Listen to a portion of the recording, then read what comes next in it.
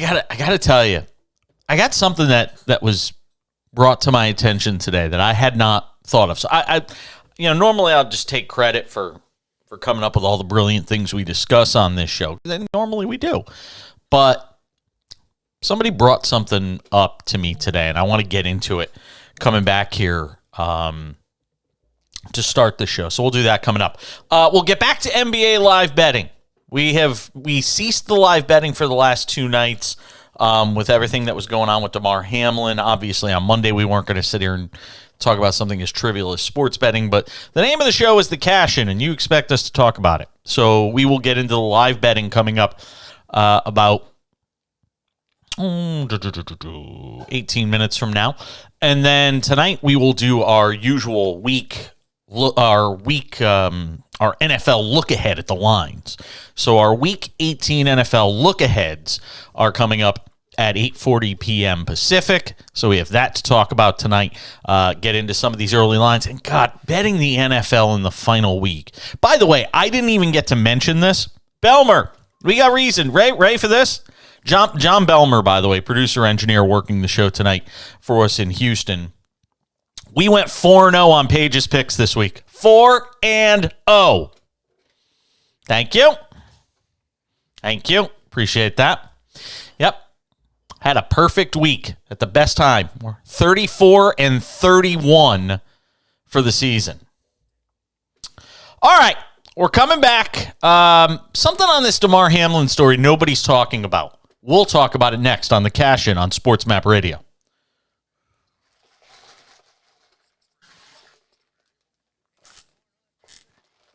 Yeah, I think it might be my first. I went 3-1 a couple of times this year. I think it was my first 4-0. I went 2-2 almost the entire season, which is why I was 30-31 coming into this week. But it's right. Yeah, well done.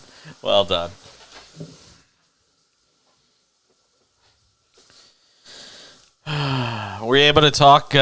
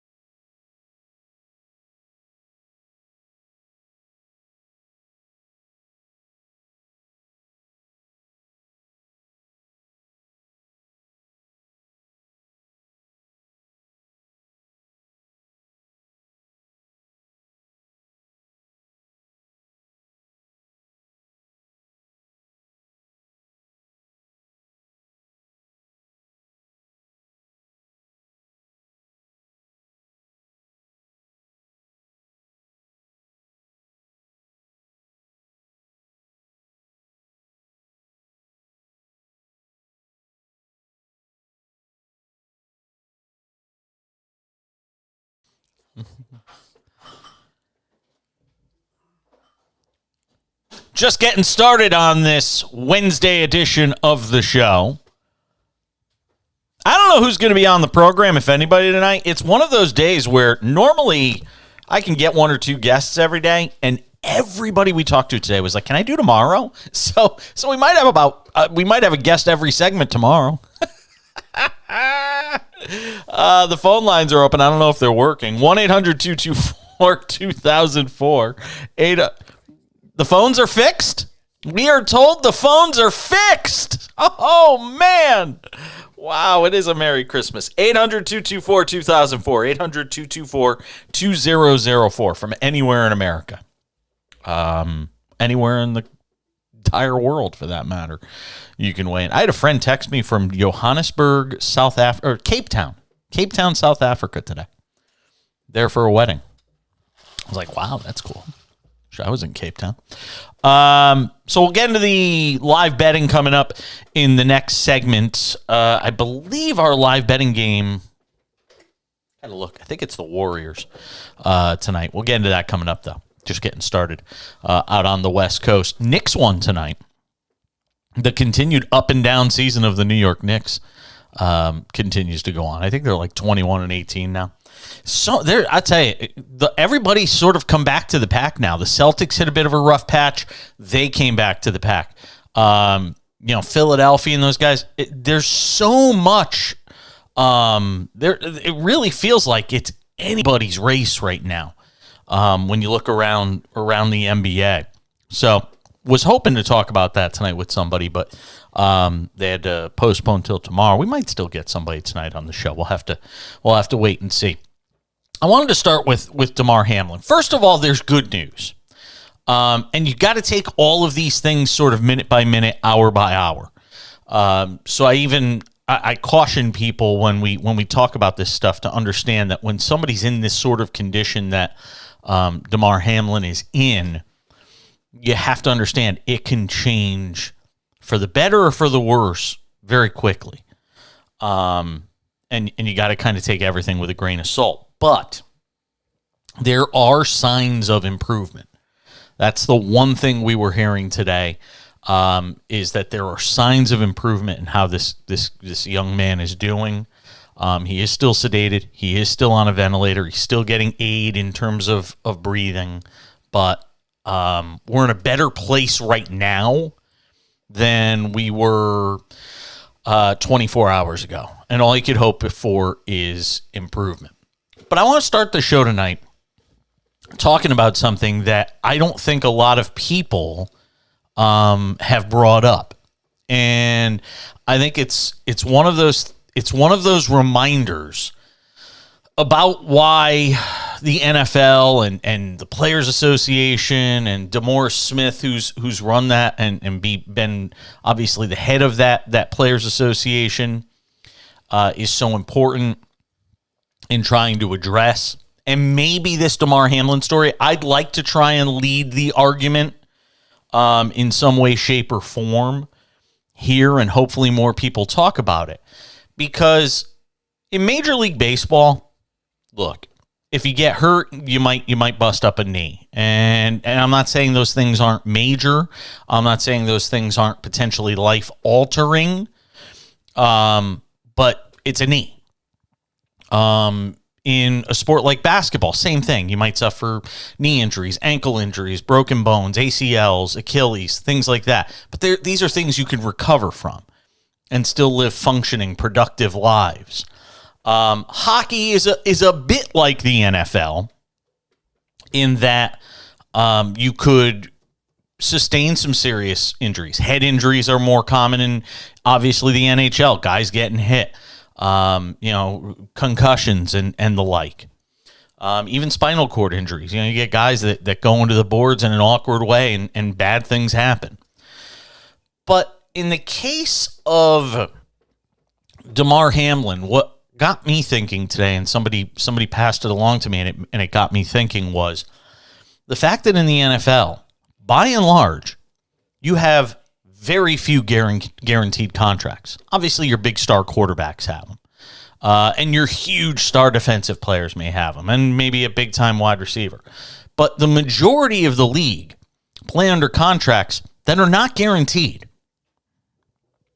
And I think it's really important to have that conversation in the context of Damar Hamlin, who's 24 years old, playing in his second year in the NFL. He was drafted in 2021. And Damar Hamlin is in a situation now where who knows if he ever plays again. I can't even put my head around the idea of thinking about the guy playing again. You just want to hope he wakes up. You just want to hope he walks out of that hospital under his own power in weeks or a month or months if it winds up being that long.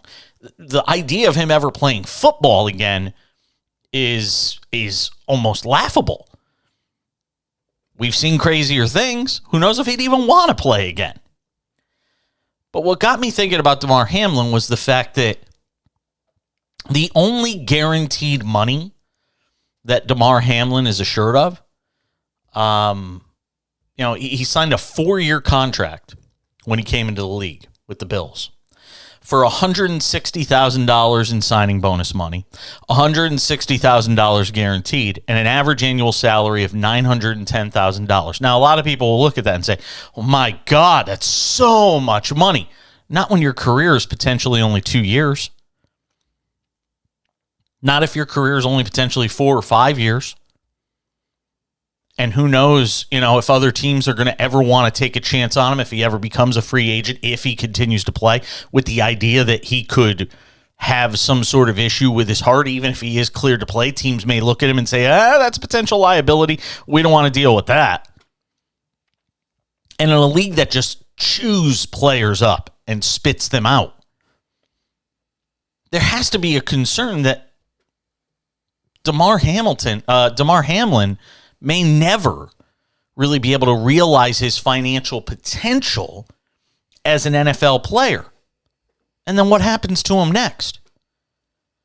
In the world of the NFL fanboy, you move on to the next guy. You move on to the next story. You move on to the next player. But I have to sit here and wonder, from the human interest aspect of this entire thing, what happens to Damar Hamlin if he can't ever play again?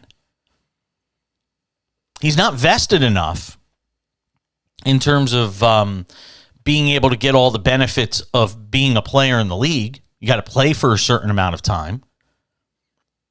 So what happens to Damar Hamlin?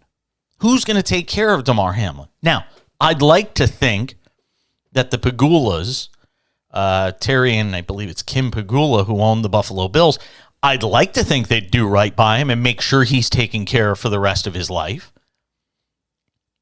But it also makes you wonder about the idea that there are so many guys in this league that get injured early in their careers, miss so much time, and as a result never reach their full potential. And again, it's not like baseball where it's all fully guaranteed. Even the NHL has some sort of threshold in terms of guys getting a third of what they're owed if they're bought out, if the team buys out their contract. And then if they're over, I think, 6 years in the league, they get 2/3 of what they're bought out. There is still some sort of mechanism in place, but not the NFL. And they have all sorts of very shady sort of accounting things that they can do in terms of signing bonuses, that guaranteed money. You hear guaranteed money all the time. Teams got loopholes to get out of that stuff all the time without having to pay out what players are supposed to get. And I think it's a conversation that needs to be had. I think people need to be talking about the fact, because look, as much as I'll sit here and say that if you decide to play NFL football, if you decide to play football for a living, that you know the risks. I am the first one to say that guys have to know now that they understand what they're getting into when it comes to head injuries, when it comes to the Lee Steinberg is a friend on Facebook, and I've interviewed him several times over the years. You know, when I say friend, I put the air quotes thing up. It's not like we're breaking bread together or anything like that, and going over the script for Jerry Maguire together.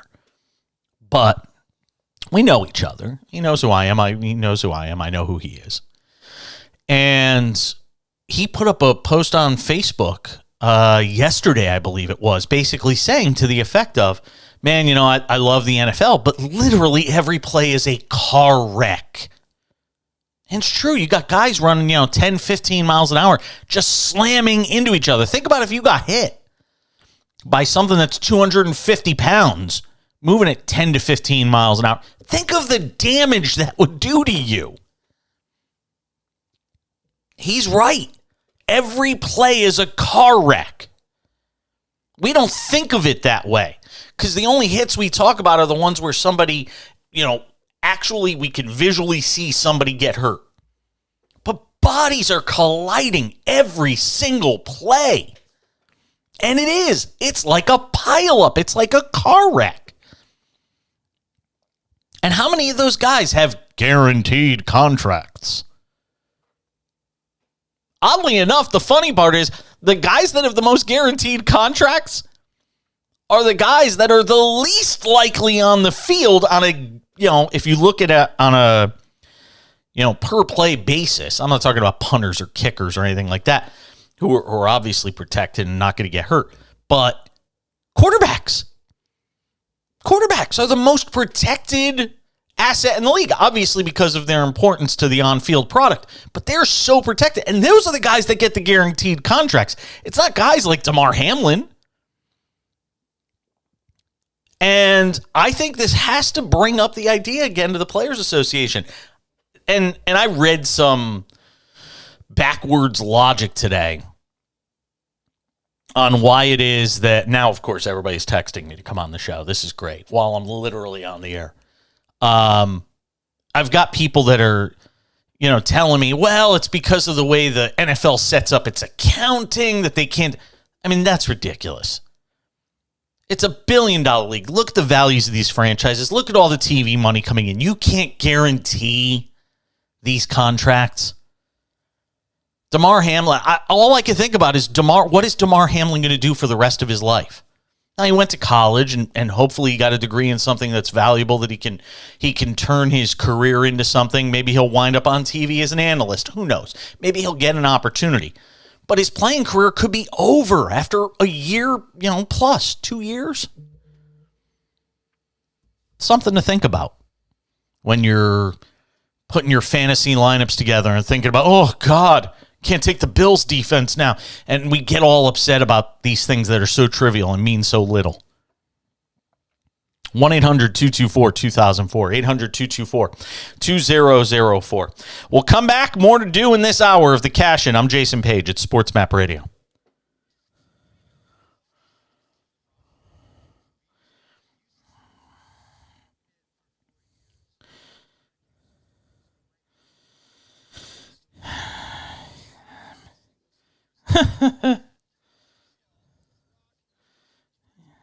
Yeah, Justin Termini. As long as Bucks Raptors is over. That game went to overtime? How is that possible? What the hell happened? This game wasn't close with 2 minutes left. Are you shitting? They were down like 14 with 2 minutes left. What on earth is going on here? And now, this is crazy. Now,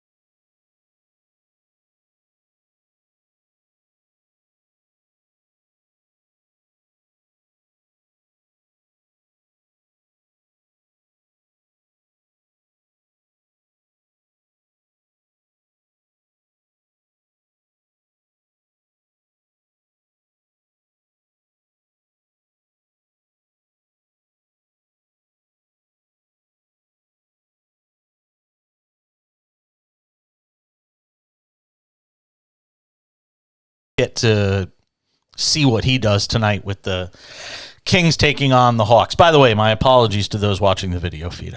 I've turned the audio back on. So Justin Termini will join us coming up in a few minutes, and we'll get some thoughts with him around the National Basketball Association. And we'll still do our Week 18 look ahead in the NFL. I'm going to have to put it into a different spot now because Lee Steinberg decided to join us. And when Lee Steinberg says he's going to join you, you move some things around. So we'll do that. Let's see here. I'm looking through my list of things. Oh, did you see Rafael Devers signed today?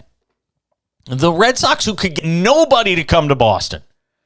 The Red Sox, who have done nothing this offseason except lose talent. Xander Bogaerts, we hear you, in San Diego now. The Red Sox signed Rafael Devers today to an 11-year deal worth, I think, like $338 million, something like that. It'll take him until his like age 37 or 38 season. And I'll tell you, there's a lot of questions I ask about guys that'll be able to hit late into their careers. Rafael Devers strikes me as the type that, a lot like David Ortiz, I think Devers will be able to hit forever. I really do. I think he's a bat that can sort of sustain and, last the test of time. So I'm good for Red Sox fans because they were just miserable about the way this offseason has played out. So the Red Sox get a good one, one in the win column for themselves. They get Rafael Devers signed to a long-term deal. I've got to find some time on the show tonight, too. Things are a bit scattershot because of the late guest arrivals. But I've got to find some time tonight to talk about two very serious stories that have broken in the last couple of days that I have not spent a single minute on. And nobody else is spending a single minute on. And I'll explain one of them and why you're not hearing that much about it. One is Dana White. I want you to imagine for a second that a video came out of Roger Goodell or Adam Silver or Gary Bettman, that some, cell phone video popped up with one of those three men slapping their wife at a bar at a New Year's Eve party. I want you to imagine that coming out and think of the uproar. Think of the outrage that would ensue. I mean, those guys would be gone before dawn if anything like that emerged. Well, it's emerged in the case of Dana White and his wife. TMZ was the first to have it, and I saw it today, and I can't figure out for the life of me how Dana White still hasn't stepped down, resigned, nothing. And nobody wants to talk about it, which is even worse. We'll get to that later in the show. Justin Termini on the other side talks NBA from SiriusXM NBA Radio. I'm Jason Page. It's the Cash In on SportsMap Radio.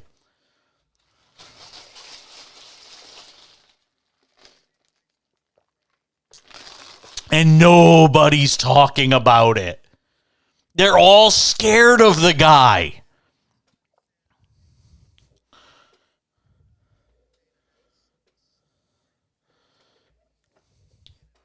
Yes. Dude, that's nuts. That is nuts. That guy should be out on his ass right now.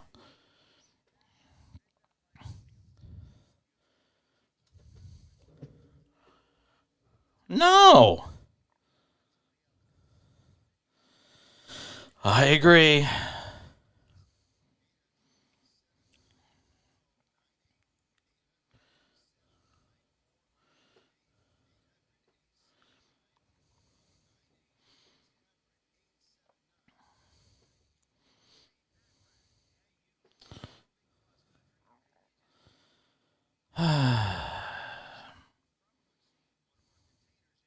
Let me know when we got a minute left. To be with you on this Tuesday, SportsMap Radio, the SportsMap Radio app.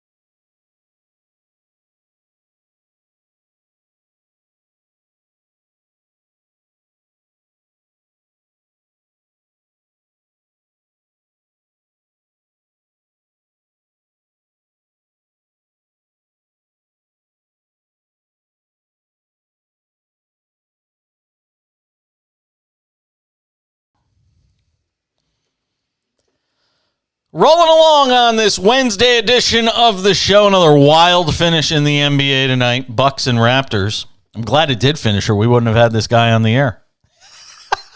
He gave me a mandate. He's like, "I'll come on, but only if Raptors Bucks is over." Justin Termini of SiriusXM NBA Radio. Been a while since we talked to him. Joins us tonight on the Cash In on SportsMap Radio. So were you boycotting the show unless that game ended because you were just so into it, or were you doing work for it? What was going on? I was hoping for quadruple overtime, so I wouldn't have to talk to you. But no, I couldn't even imagine like that it was going to go into overtime. I knew that was going to be the lead story tomorrow as soon as I watched the final couple of minutes. I don't know if you saw it. Like, it was a 16-point game with 40 seconds left. I just said that's what I said to our producer John Belmer. I said I turned around to start doing, because my show starts at 6 minutes past the hour. So at like 7:03 Pacific, I turned around and it was like a 13-point game. So I'm like, oh, they're getting ready to go to the next game.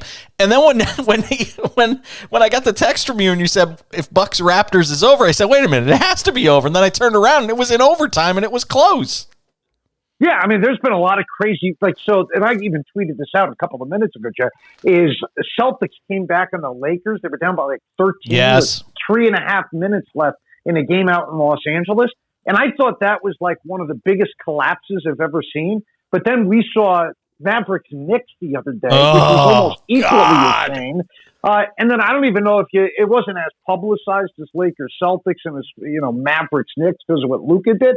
But the Clippers the other day were down by 14 points with like 2.5 minutes left, maybe a minute and a half left on the Pistons, and they came back and won. So and this one probably topped them all. So it's 4 crazy comebacks in the last couple of weeks that have been insane. JT, I got to ask you this. Has the NBA of today become, the baseball steroid era of the mid-2000s? Yeah, we were talking about that the last couple of days. Like, I didn't even know if I was going to lead with Giannis today. I was going to go, well, the Celtics gave 150 points. It's because, we talked about Mitchell with 71 the day before and Clay with 54. And I know everybody likes it because it's instant gratification, but it's the same thing with the steroids where, like, all right, once that dissipated a little bit, it ruined the history where you no longer view, like, Hank Aaron the same or Willie Mays or Babe Ruth. And that's my fear, is that we're going to get all these conflated numbers and then people are going to go like, all right, well, so Magic wasn't that good. Bird wasn't that good. John Havlicek, Elgin Baylor weren't that good because their numbers are going to look, pale in comparison to some of these numbers that we're seeing right now. So that's my biggest fear. Is that all these numbers are going to blow up, and then people are going to use them to say, well, the stars of the past couldn't put up these numbers just because they didn't. Well, yeah, they didn't play in this era where it's much easier to score. Well, I was just saying it last night. All of last season, there were 14 games. 14 games where somebody scored 50 points. You've already had that many this year, and we're not even halfway through the year. Yeah, so, I mean, and again, like, we get one almost every night. I'm shocked that we don't have one right now. Tonight, Durant could have There's still time. If he wanted. Yeah, Durant only took 22 shots, and Durant had 45 points, 44 points tonight, so he could have if he was a little bit more aggressive. But, yeah, it almost seems like it's a nightly thing. And when we were kids, like I brought this up, I remember Kevin McHale scored 56 points back in 1985, and, like, that was like a big deal. It was like, okay, and Kevin McHale's one of the 40 best players of all time, okay? And he did that once in his career, scored over 50 points, and you're like, oh my God, that's an amazing accomplishment. Right now, if you get a player that's like top 5, 10 in the sport, like McHale was back then, they do that at least once a season, and maybe twice. So, it's just like you should be like shocked when somebody scores 50 points, but now it's like ho-hum. Yeah, I agree with you. But with all that being said, let me go through a few guys here. LeBron going back-to-back games at 40 in his age 37 or 38 season, 20 years in the league. That still is just, it's jaw-dropping to see what he's still able to do. And Darvin Ham, I know, was just talking about it, how his physical conditioning plays such a role in him still being able to play so many heavy minutes. Just for a second, and I wasn't a big LeBron guy until the year they actually lost to the Warriors in the finals, where he basically carried that team on his back. I've never been a huge LeBron guy, but over the last several years, I've certainly come around, and you have to appreciate, even in this inflated scoring era we're in, what he's doing right now just to keep the Lakers somewhere close to afloat. Yeah, I mean, a lot of his narcissism makes it impossible to root for him. But if you can't at least understand what he's doing from a historical perspective, I mean, well, I'm not one to, so I don't think he's had the best prime of all the all-time greats. Like, I can make an argument for, at their apex, would I rather have him or would I rather have Jordan or Bird or Shaq? Like, okay, I could go in a couple of different directions. But in regards to the longevity, yeah, we've never seen anything like it. And it doesn't even look like it's slowing down, really. Like, right now, he's not contributing to wins. Maybe that's more in his decision-making in regards to, like, who he's brought in to help him, on the roster. But in regards to his play, okay, he's not the same defender. Okay, maybe he takes a couple more threes right now because he doesn't have the energy to attack. But I mean, it looks like he can play at least 45 if that's what he wants to do. That's 7 more years. JT, we're talking with Justin Termini, Sirius XM NBA Radio. The autopsy on his career when it's done is going to be one of the most convoluted, complicated autopsies, because when you think about all the very greatest in this game, most of them only played in one place. Now, I know this generation's a little different, so Durant's played in a few places, Harden's played in a few places, but frankly, those guys really, I don't even put them on his level when you talk about what it's like at the end of their career. But his is going to be so complicated to try and dissect, because you've got to go through so many different periods with different teams and different players and different setups and different coaches. It's going to be difficult to sort of, grade him out because of that. No, I agree. And, we also have to remember, like, when you bring up, and I agree, those other guys are on the same level. Like Durant, okay, he's a level below. He's, a top 15 player of all time. Curry, same thing, top 10 to top 15. But they're not getting compared to, like, Jordan, Magic, and Bird, where people are, at least intelligent people, aren't going like, oh, Curry's better than that group. Durant's better than that group. They are doing that with LeBron, though, so he's got to be picked apart with a fine comb tooth.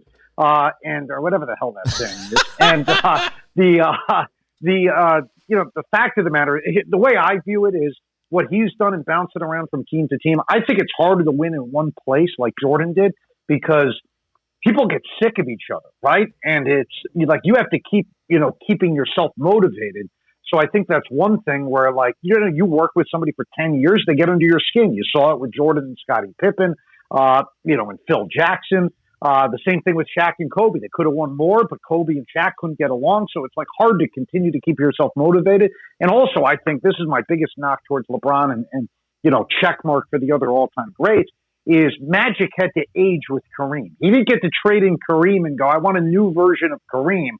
Same thing with Bird. Bird had to age with Parrish and McHale. He didn't get to say, I want a new version of those guys. Jordan, Scotty hurts his back. He doesn't trade him in for a new version, whereas, LeBron will go, all right, I'm going to play with Dwayne Wade, towards his prime. Same thing with Chris Bosh.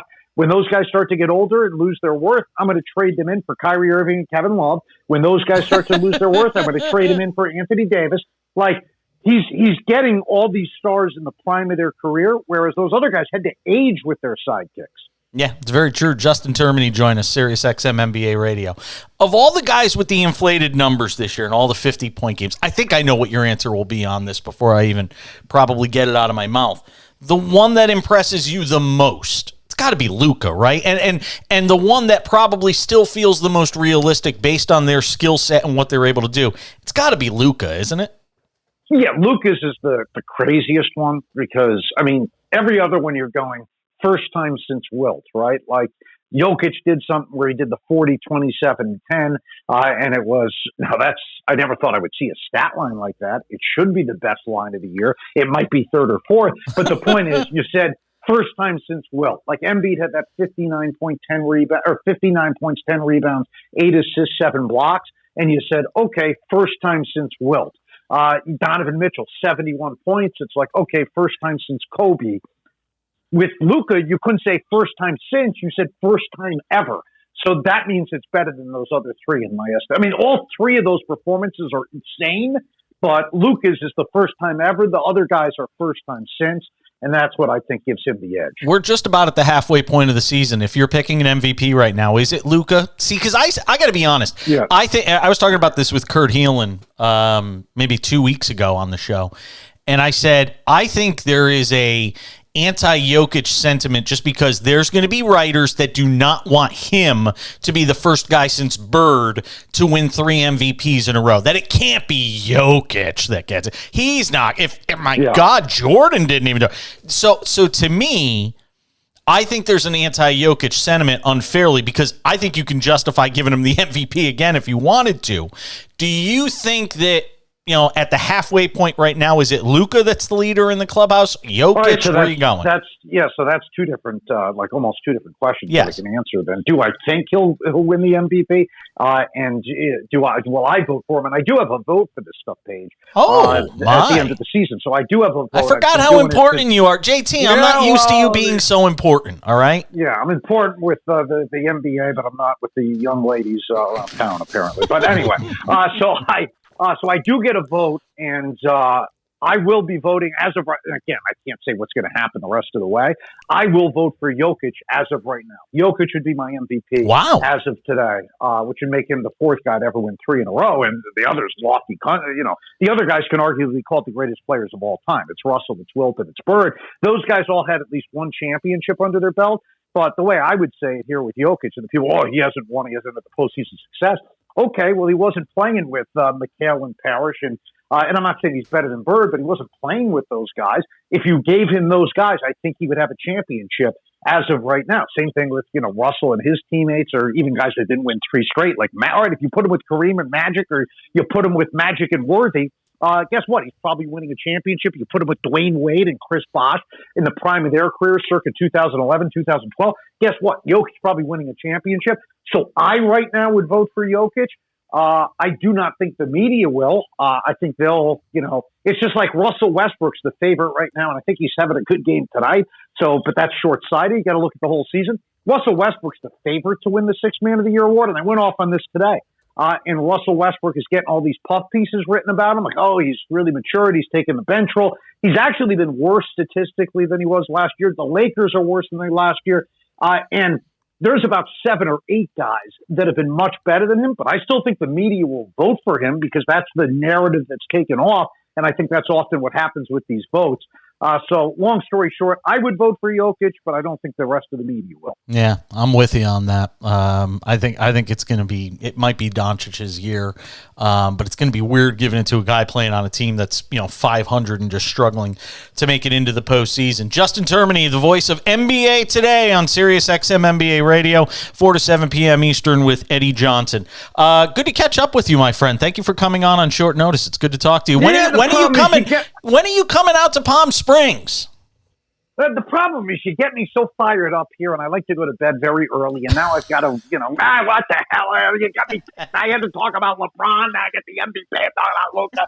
So all this stuff I'm ticked off about. But I don't know. It's raining out here every day. Is it raining out by you? It's not supposed to rain. I know it never rains in Palm Springs, and we've had rain the last couple of days out here.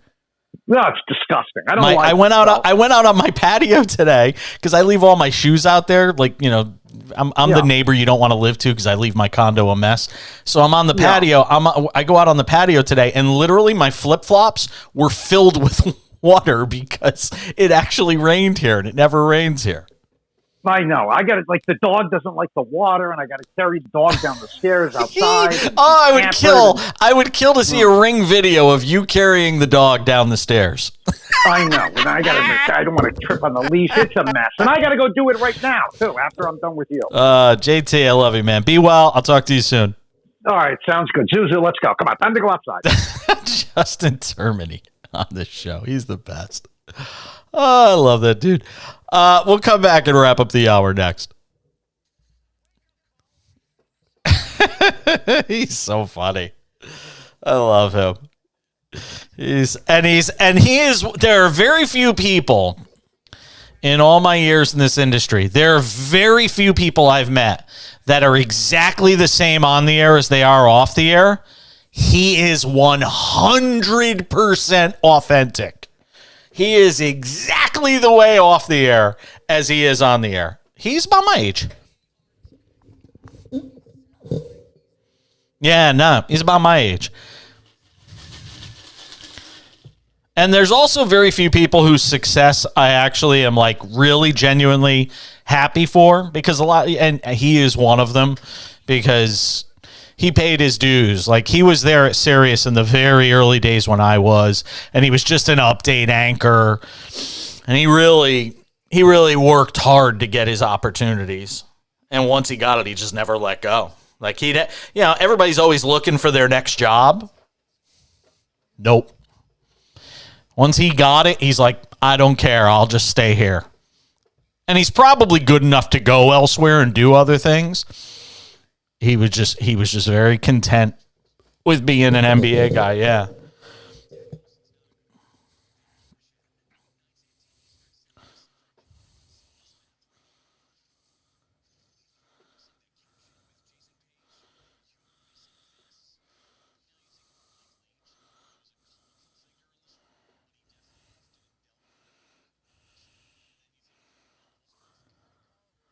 Yeah. Who?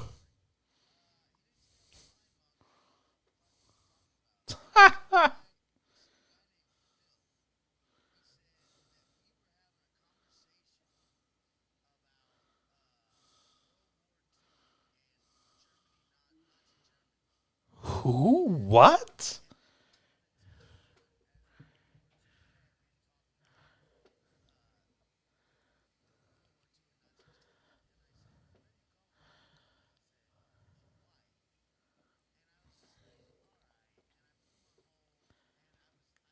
What the hell?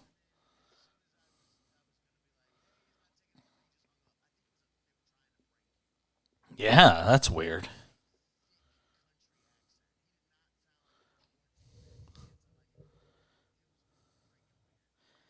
Yeah, that's peculiar, I'll say.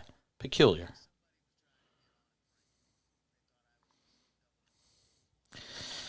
Well, that's the stuff I worry about with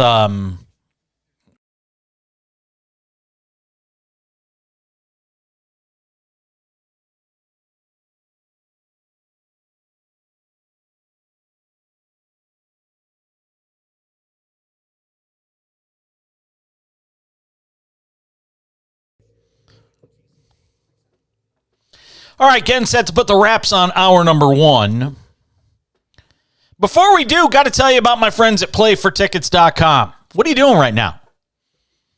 Nothing? Listening to me? I mean, that's not nothing. Well, I got an idea. I want you to go to playfortickets.com right now. That's playfortickets.com, spelled exactly the way it sounds, and click on the Super Pick 7 contest. It's free to sign up, it's free to join, and it's free to make your picks. And guess what? If you pick the correct side and totals on Sunday for 7 NFL games, guess what? You're going to the NFL's biggest game. You know the one. It's super. 2 tickets to the 2023 big game in Glendale, Arizona, airfare, hotel, and $50,000 in cash. I mean, what could be better than that? I still can't get my head around it. That you can actually get this for free. All you got to do is make the picks. Correct side and totals on Sunday for 7 games. It's the Super Pick 7 contest. It's coming your way this week. Go and check it out. Playfortickets.com. Playfortickets.com. 21 and over to play. Terms and conditions apply. That's how we wrap up the first hour of the show. Boom. Done. Lakers lead the Heat 48-41. I'm sure you'll get some scores wherever you are at the top of the hour. Hour number 2, Lee Steinberg will join us 40 minutes from now, NFL super agent. Stick around. Plenty more to do on this Wednesday edition of The Cash In. Good to have you along for the ride on SportsMap Radio. Ba-boom. That's how we do it. This is how we do.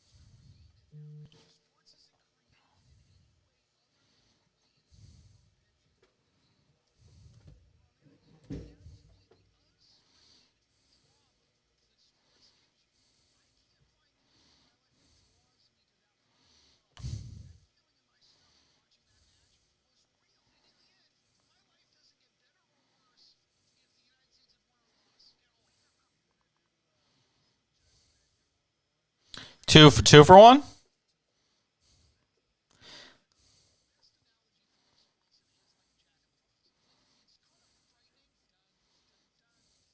Yes, the answer is yes.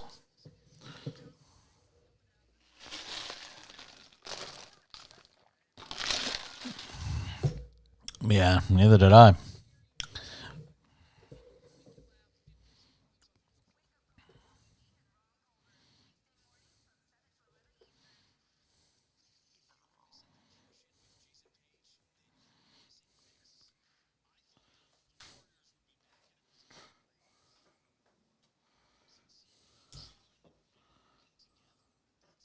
Okay.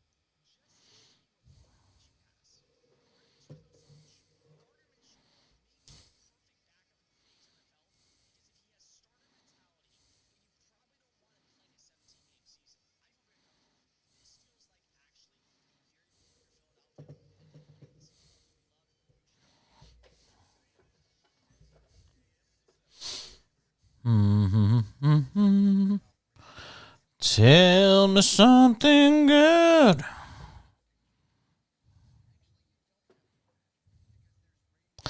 Tell me that you like me.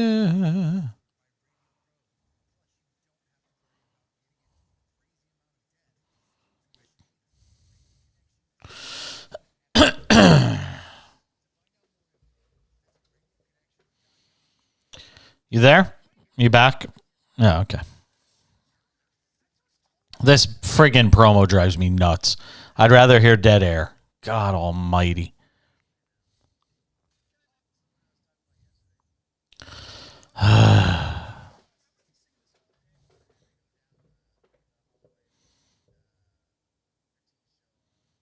Who? The wrestler? Are you kidding me? Is he local? Does he live there or does he do it from somewhere else? I want Booker T on my show. Are you kidding me? Oh my dude, I love Booker T.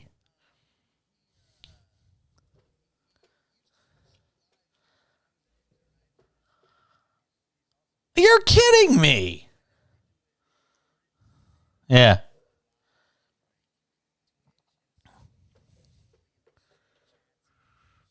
Yeah, I know. Oh, it sounds bad? Really? I would kill to have Booker T on, dude. I'm sure. Yeah.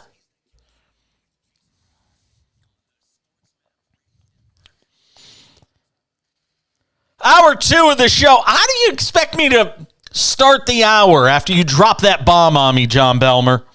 Our producer engineer extraordinaire, John Bellmer, just dropped a bomb on me right before we came back from the top of the hour. He tells me Booker T is hosting a show down the hall on the local station. And I'm sitting here for the last 4 months geeking out about wrestling with Brian McDonald, who's one of the other 17 producers that works on this show. Never all of them at once, of course. And now I find out that we could have had... How did Brian not even bring this up? Brian, wrestling booger eater Brian, who works on this show, how could I not get the information from Brian that Booker T is a potential guest we could have had on? I am absolutely flummoxed right now.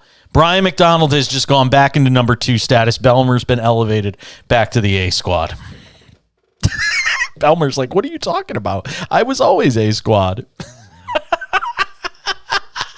You're both A squad. I'm playing with you. Come on, man. You work in radio. You're not allowed to have hurt feelings. But I can't believe that. Booker T. I didn't know he was like the pride of Houston. Really? Maybe I should have known that. Maybe I did. You see Sasha Banks. See, you don't follow wrestling. See, I could have this conversation with Brian McDonald. I can't have it with you. Sasha Banks, who's like the biggest wrestling free agent, just got back into the business. She went and wrestled in New Japan Pro Wrestling. She made an appearance at the Tokyo Dome like yesterday. And it was like all over my Twitter feed this morning, which is weird considering I don't really follow wrestling. I just keep up enough to know what's going on. Like Brian, DVRs all 17 wrestling shows that are on TV.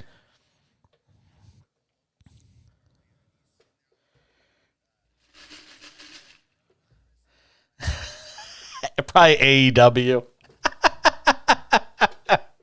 Probably AEW.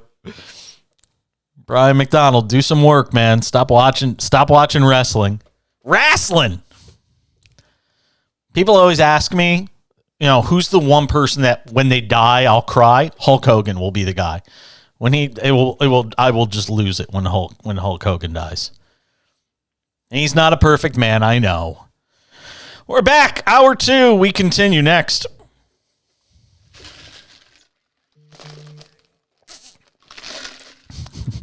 Is he here? Did he?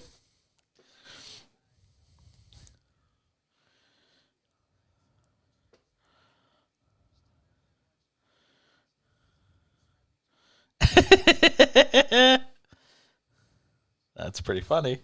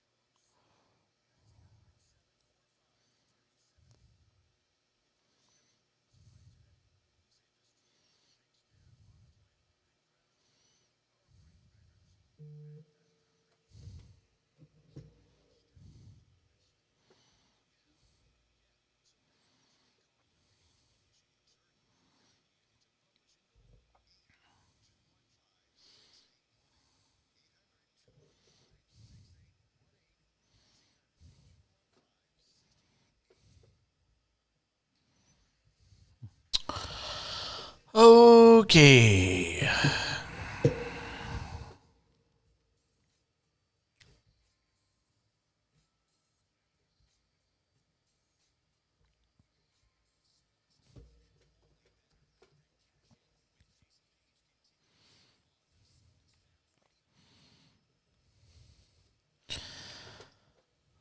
We continue with the show on this Wednesday.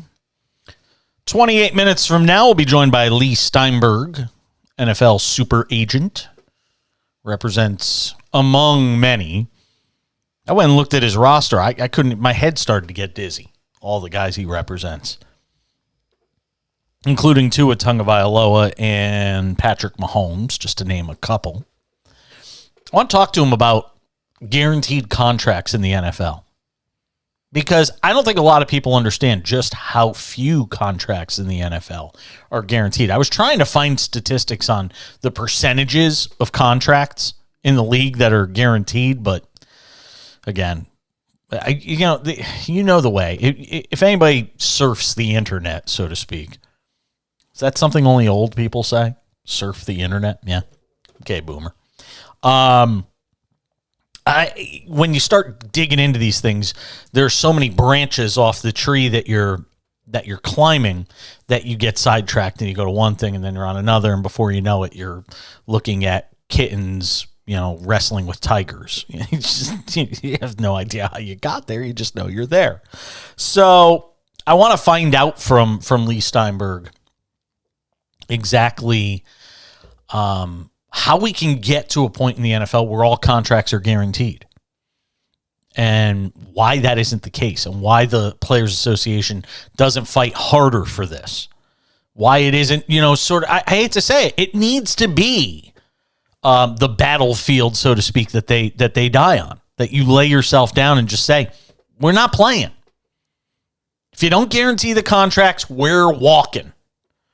Next time the contract, next time the collective bargaining agreement opens up, if this is not part of it, we're not playing. Especially when you have a league that has a propensity for not taking care of its players.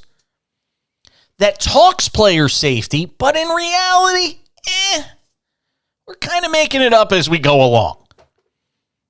And I know that there are some people in the league that are trying to do the right thing. But as a whole, there is no question that this continues to be an issue.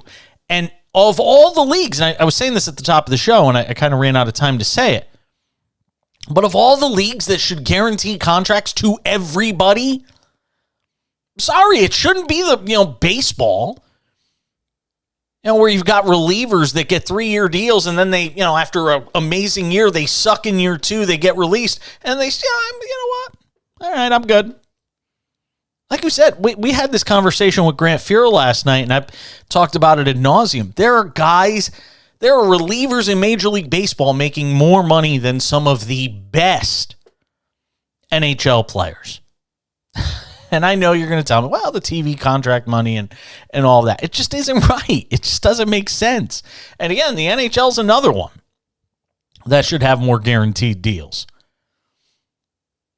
They have some form of guaranteed deals, but not nearly enough.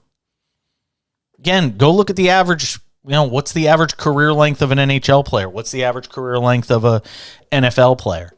You could be a mediocre reliever in Major League Baseball and still play for 7 years. Hell, you could have a few good years early and hang on for 5 more. You know what I'm talking about, Belmer. John Belmer's our producer engineer working on the show tonight. You know what I mean? You could just hang around. I mean, David Robertson has been serviceable at best for like the last 5 years, and go look at how much money he makes. He's the guy he's like the absolute epitome of this. David Robertson, baseball, let's say, MLB Spot Track. Because, again, here you go. David, you ready for this? This will make your head explode. If you're a hockey fan, this will make your head explode. Ready for this, Belmer? David Robertson just signed with the Mets for this season. He's going to get paid $10 million. He's 38 years old. He's not even the closer. It's not different. It's stupid. It's not different. This is absolutely absurd that he's going to make $10 million. It's just, I've got to look through this. I got to look through this now. This is the rabbit hole we go down. I plan to talk about something else this segment. You ready? David Robertson. Go look at his numbers and see if it equates to this, by the way. He made 2020, he made $6 million. Last year he made, with the Rays in 2021, he made $98,000. I don't know why. Maybe he was hurt. 2022, he made about $5.6 million. This is a guy who he had a couple of good seasons early in his career with the Yankees. He's made, for his career, wait for it, this is going to stun you, $78 million. And that's not counting what he's going to make in 2023. Almost $79 million for David Robertson. Man, that's good money if you can get it. And if you go match up his career statistics and that's for 16 years in the league. 2006 was his first official year in the majors. Now, don't get me wrong. The first 4 years in the league, the guys don't make much. The first 5 years in the league, he made a combined maybe $1.7, $1.8 million. Oh, woe is me. But, he's had this. He made $10 million in 2015, $11 million in 2016. This is after he left the Yankees, by the way. So, he got big deals 2015, 2016 from the White Sox. And he wasn't even very good anymore. He dropped off fast. 2018 with the Yankees, $13 million. 2019 with the Phillies, $10 million. And he's going to make $10 million to set up for Edwin Diaz, and maybe set up for Edwin Diaz. Is he even officially the setup guy? Sorry, knocking things over here. It's just crazy. I'm sorry. It gets me fired up when I think about that. And you've got safeties in the NFL. Some of the hardest hitting positions where you're always, it's just such a high risk position because you're the guy that's flying over the middle to hit the receiver as he's catching the football to jar it loose. You're just always putting yourself out there. We talk about wide receivers and the danger to wide receivers and protecting wide receivers. Well, the safeties are on the other end of those plays. Safeties and corners and whatnot are on the other end of those plays. So we always talk about it from the offensive side, but you find out so many times it's the safety on the other end that's just as much at risk in this game that's moving at such a fast pace. And Damar Hamlin's, making peanuts comparatively. And you can't tell me the money isn't there. You cannot tell me in the NFL you cannot guarantee contracts. There's no way you can convince me of this. And nobody will talk about it. Nobody will talk about it at all.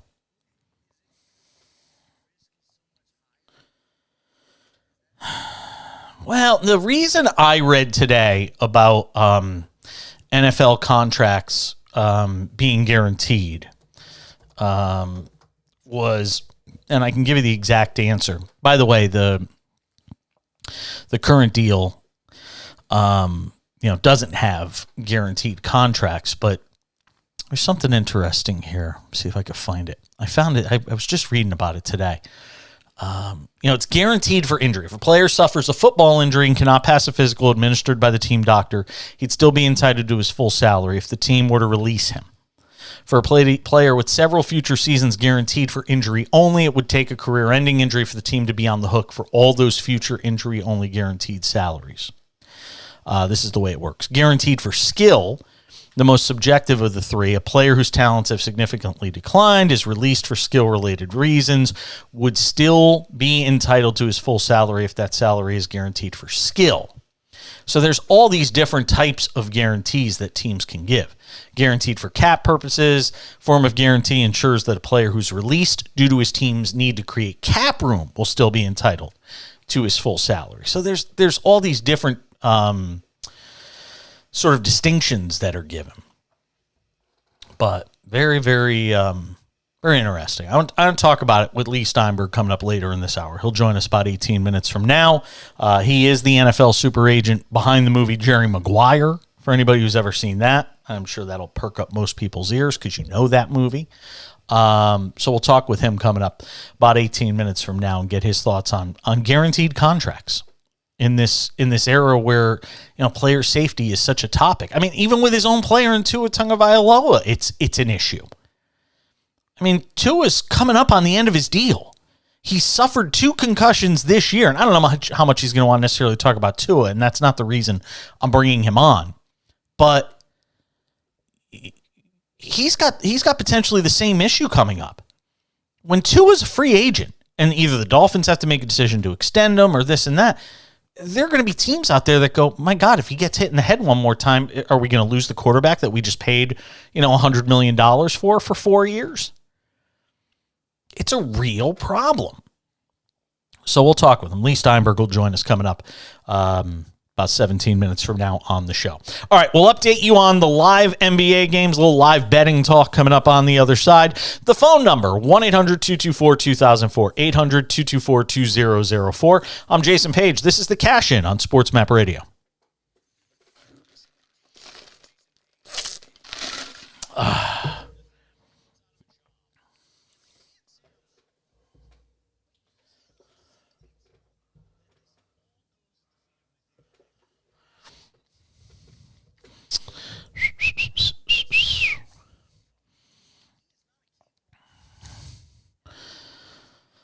Let's see.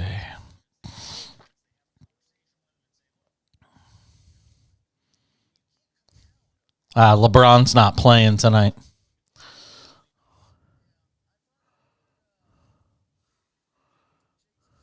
Did he? I don't know. He said so much.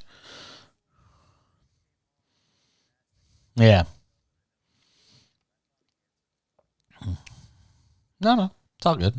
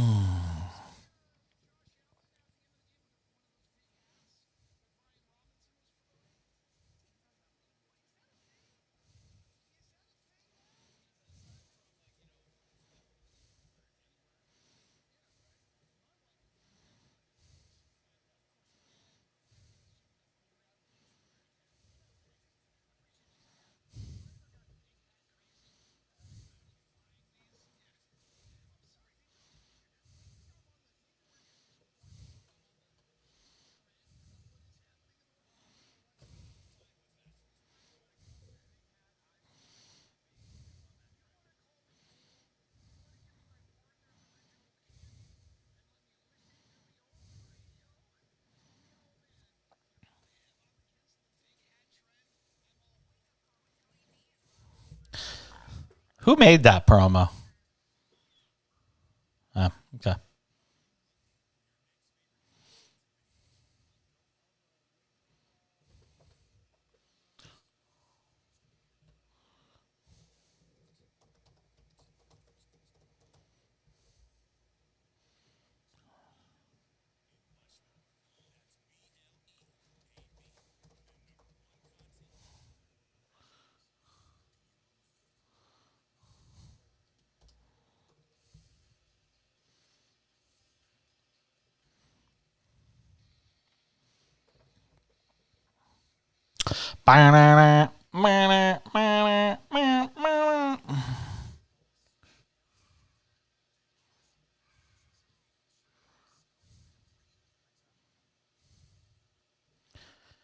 Well, we originally didn't have anybody booked for the show tonight, and then all of a sudden, the floodgates opened. Talking Talked to Justin Termini in the first hour of the show. Sirius XM NBA Radio hosts NBA Today with Eddie Johnson. If you are late to the show, we will replay that just before the end of the show at 9:40 p.m. Pacific. So for those of you that are just getting into the show, don't worry. You'll get to hear it, especially our friends in Dallas, who I know are listening in, 97.1 The Freak. Love you guys in the Big D. I still got to get to Dallas. Really do. Got to get out there. Got to get to Dallas and got to get to Houston. I know we'll be in Houston for the Final Four. I plan to be there for a couple of days doing the show live from our Houston headquarters at SportsMap Radio. And I haven't been in Houston. I haven't been to Houston in 2018. So about 4 years, 4.5 years since I made a trip out to Houston, or 4 years. So, looking forward to that. What? No, it's not that I don't like you. I made a trip out there again, I auditioned before this was SportsMap Radio. It's had a bunch of different iterations. It was something called SB Nation Radio. Were you there when it was SB Nation? No, you're too young. Were you really? Oh, wow. Well, I auditioned out there there wasn't even really an opening, but Craig Larson, who's the program director there, who I like a lot, one of the few people in the industry that'll still take my calls. So I actually like Craig. And he was like, come out here for a few days, do some shows. So I flew out there, did shows for a few days. And I just happened to be there on 3 ridiculously hot, swampy days. And it left a bad impression with me on the city of Houston. I like Houston. I don't have anything against the people there. But I don't know if I would live in Houston. It's like it's kind of like living in Singapore. It's very hot, soupy, and humid and all that. Yeah, just not for me. And listen, all the power to you if you like it there. Because we're thinking about moving. My significant other and I, we're thinking about moving. But we don't know where we'd go anymore. Everywhere we want to live is so expensive. Houston's not that expensive, is it? No. Yeah. So we're kind of like free agents. So if there's anybody out there that wants to woo us and convince us to move to your area of the country, I'm all ears. I don't know if my partner is all ears, but I'm all ears. I'm listening to offers. If you got somewhere I should set up shop. But we're big city guys. That's the problem. I spent most of my adult life in New York and San Francisco. And after you live in those places, it's hard to find anything that's really that cool. The only thing that will make me go back to New York is my family is close. My family is close. We may stay in Palm Springs ultimately. I don't know. But the only thing about New York is my family is close. But that's also the bad thing about New York is my family is close. It's the double-edged it's the double-edged sword. It's like, you're close, maybe too close. Plus, you got to deal with winter, and I don't really want to deal with winter anymore. Not a New England winter per se. So, NBA live betting tonight. We have not given a pick all week for obvious reasons. We're back into it tonight, though.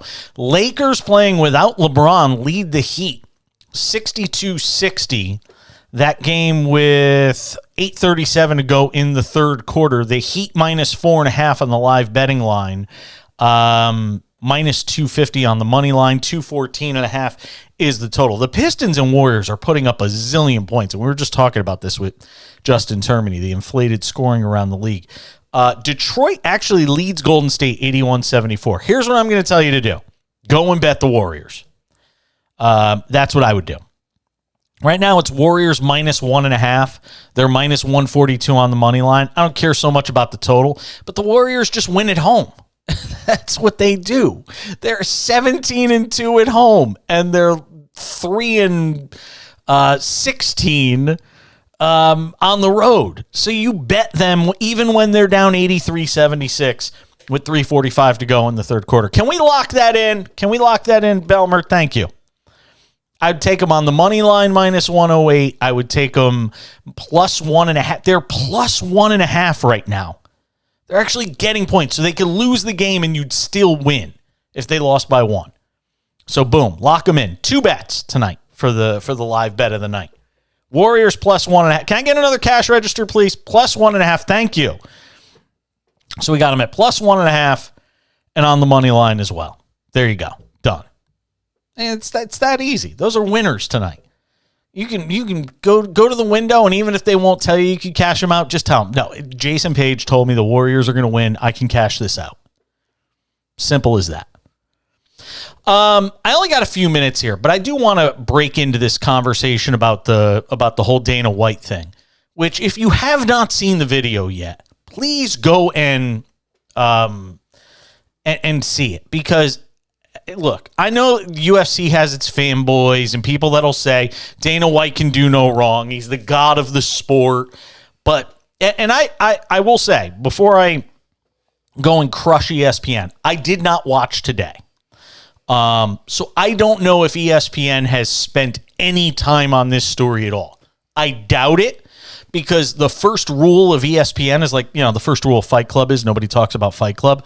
The first rule of ESPN is do no harm to your strategic partners. Do no harm to the people that you're in bed with. And that has been the ESPN way of life forever. From the first time I sat down in a cafeteria in Bristol in 2009, when they were auditioning me to be a fill-in host on the network, when I was just a kid. From the very first time I sat down with them 13 years ago till now, the one thing that ESPN says is you cannot go after your strategic partners, which for them is everybody, which means they can't really open up the floodgates of criticism towards the people that deserve to have the floodgates of criticism opened up on them. They just can't do it. They can do it a little bit. They can dip their toe in the water, but they're not going to go and repeatedly show, whereas with the Ray Rice story, they would show, Ray Rice dragging his then fiance or girlfriend into an elevator by her hair and victimizing her over and over. They'll show that. But they're not going to show Dana White slapping his wife around at a New Year's Eve party in the Cabo San Lucas. They're not going to do it. Because for some reason, Dana White has this inexplicable hold on the sports universe that he can do whatever he wants. Again, ask yourself, if it was Gary Bettman, if it was Rob Manfred, if it was Adam Silver, if it was Roger Goodell, and they were caught on tape doing what Dana White has done, they would be gone before the next morning. You know it. I know it. Everybody knows it. And what are you getting right now from UFC? Crickets. And by the way, Dana White has apologized. He said he makes no excuses for it. He talked about the fact that they were both inebriated and they've been married for 30 years, and all of that is great. And his wife came out and stuck up for him. All of that is great. It's still an enormous problem for UFC. Or it should be. Maybe it's not. Maybe I'm just an idiot. Maybe I just live in a world where, you know what? If you're high enough in power and you get caught on tape smacking your wife around, it's okay. We're not going to, you know what? We're ESPN. You can still air your fights on our ESPN Plus platform because God knows we need people to watch it and pay the subscription fees for it. And we can't dare take UFC off it. We can't dare put UFC in a corner and say, you know what? If Dana White is still the face of your organization, we're not going to be in bed with you anymore. You can't do it if you're ESPN because you got no stones. You got no stones. Your loyalty is to the almighty dollar. And, ESPN Plus is a big initiative for that company. By the way, remember who owns ESPN? It's a company called Disney. Boy, that's a great look for Disney. In bed with the UFC, whose number one face just slapped his wife on camera somewhere. Boy, that's a great look for Disney and ESPN. You got to be proud of yourself with that one. Lee Steinberg's on the other side.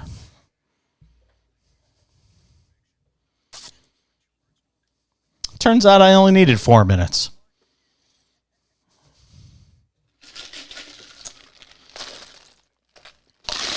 That should be in the podcast, that 4 minutes.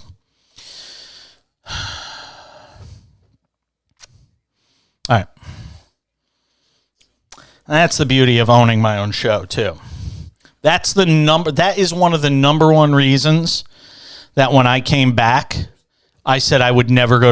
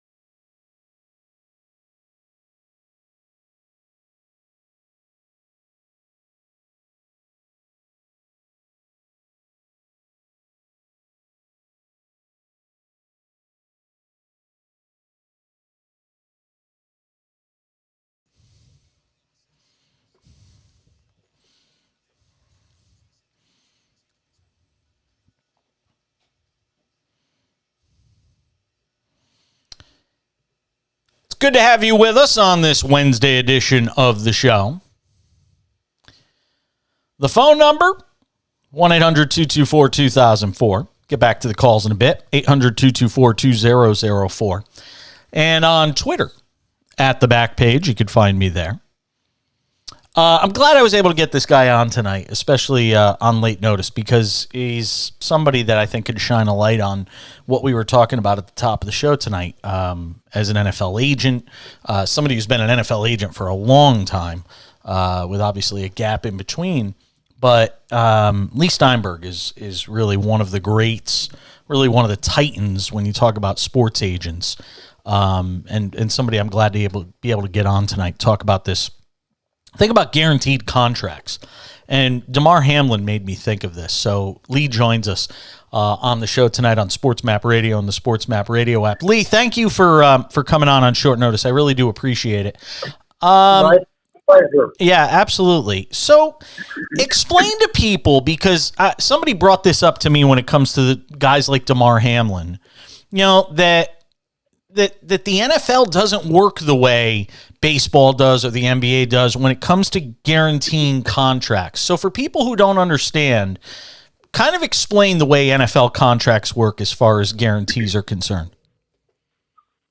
So you have two categories of players. One is rookies, and every rookie signs a 4-year contract. And that contract will have a signing bonus and then 4 separate years of salary. There are 2 types of guarantees. One is skill. And if a contract's skill guaranteed, it means those salaries are guaranteed whether or not the player is on the team. And if they cut him, he still gets paid. The second is injury guarantees. And injury guarantees have to do with what happens when a player suffers a career-ending injury. So currently the collective bargaining agreement for a player who's injured and has remaining years on his contract gives him 100% of the year in which he's injured, that salary, and then 50% of the second year and 30% of the third year. What an injury guarantee does is it says whether or not he's healthy and whether or not he's playing, whether or not he's still on the team. If injury is the reason that he can't play anymore, he gets paid every remaining salary. So in baseball and basketball, the contracts are all, except in the second round of basketball, guaranteed. So when you see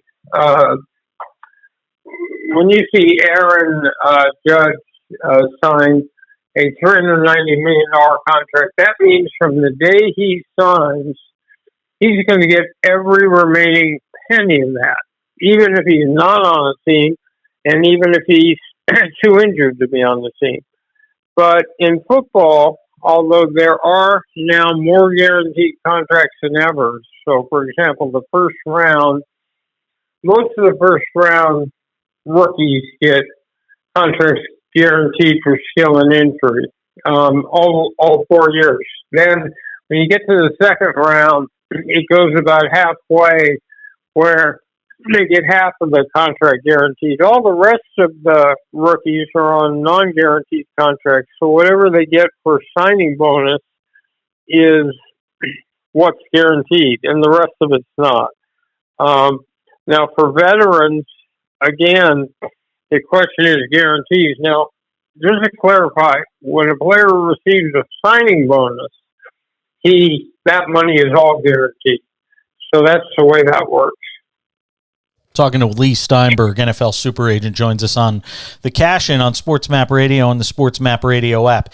Is there a reason why there has to be all these distinctions and why the NFL, which is the richest league on the planet, maybe outside of, Premier League soccer, why this league can't just simply guarantee contracts for players who are playing in the most dangerous sport, other than maybe NASCAR?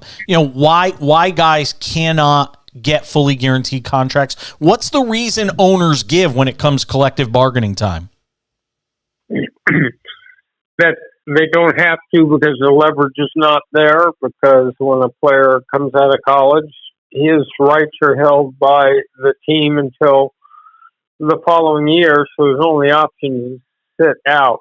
What happens with the guaranteed salary is that it goes against the cap in a sport like football immediately. So that means that the team is giving up the extra salary cap money that they otherwise might have that they use to sign free agents or extend contracts or all the rest of it. They don't guarantee the contracts because with the absence of another football league, except in free agency, there's no leverage. And so, teams retain a good deal of power, and football is behind baseball and basketball, always has been. So baseball had free agency in 1976. Football took another 20 years till 1993. Basically, the owners have tremendous power and the players have less, which is not true in other sports. Do you think we get to a point you're talking about, and the NFL being behind on the times on this. Does that mean you think we get to a point and, might it take a work stoppage? I don't know. But to me, it seems like there has to be a point where the players say, we're going to die on this hill, so to speak, figuratively speaking, and say, we're playing in a sport that's so dangerous where, the risk is so inherent. That at some point these contracts have to be guaranteed. Is there enough of a collective mindset amongst the players that will get to that point? I think the problem is that for a union to have real power, it's got to have the ability to strike. And then I don't like strikes. I think that owners and players can solve problems without cutting off their products, so I'm against it. But the point is, that's how baseball and basketball went ahead and got better terms. They were able to pull off a strike. Football players are not the most likely strikers because the game is so dangerous and because they have short career spans and because they're paid their entire salary 1/18th now a week over the playing season. A lot of them don't have the economic power to sustain not playing the fall football games. And the last time we had a strike, I remember Howie Long, Joe Montana, and Tony Dorsett all broke it and crossed the picket line. So if you've never won a labor action, then the threat of striking is sort of an empty one.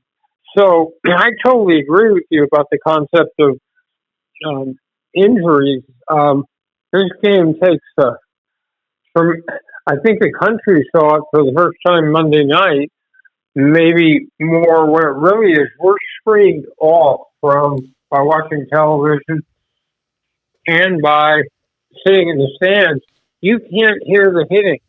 You can't realize what football actually is, which is finely trained and tuned bodies of extraordinary size, speed, and strength colliding. You mentioned this. You posted this on Facebook the other day, and I looked at it and I said, man, this is a guy, and I know you get it, but this statement really showed how much you get it.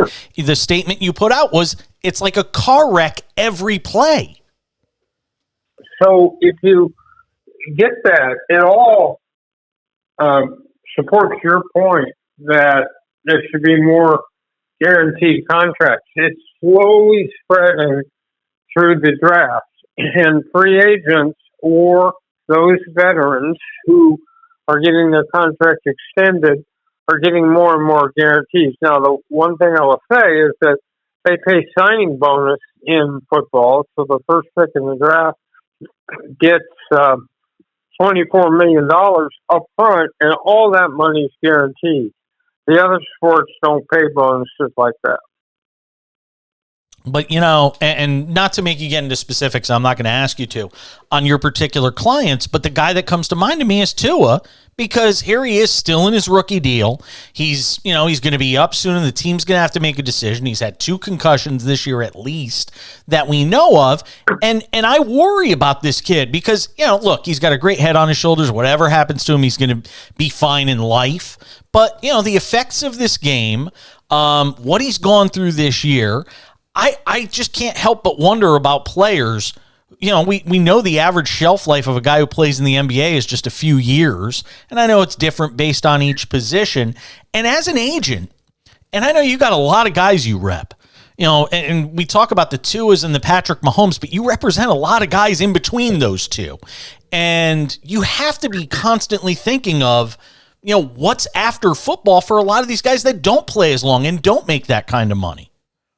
Well, we try to do planning from the first day someone walks in the office as to what skills an athlete would have that are non-football skills and what else they can do. And that's, as you know, our clients retrace their roots to the high school community, to scholarship funds, at the collegiate community, bond with the alums and do give back, and then put together a charitable foundation with the leading business figures, political figures, and community leaders. all of that goes to second career. But on the whole injury situation, I had a crisis of conscience back in the 80s, and I started to question as I watched these players get hit in the head, and we would go to doctors and ask them, how many is too many? What's the magic number? And they couldn't tell us. So I started saying, I can't, in good conscience, represent football players unless I'm out there doing everything I can to figure out prevention, awareness, and cure on concussions. Since then, I've done 17 concussion conferences, and I'll do the next one at our Super Bowl party in February. And so I do think there's a responsibility to continually fight to make the game safer and to find solutions, especially for head injury. Lee Steinberg, NFL super agent. Listen, I appreciate you coming on. Pass along our best to Tua Tagovailoa. I think a lot of people are obviously trying to think good hopes for this kid as he battles through another concussion protocol situation. He's been on my mind. I've talked about it at great length, how upsetting this whole thing has been. Best of luck through the rest of the season. I've been meaning to make it to your Super Bowl party for the last few years. I haven't. Hopefully we'll get to meet up there this year. Good. Lee Steinberg, NFL super agent. Thank you very much. Goodbye. Lee Steinberg on the show. All right, we'll come back and wrap up the hour next. Lee, thank you, sir. I really do appreciate it. Lee, you there? No, he's gone. Okay, good.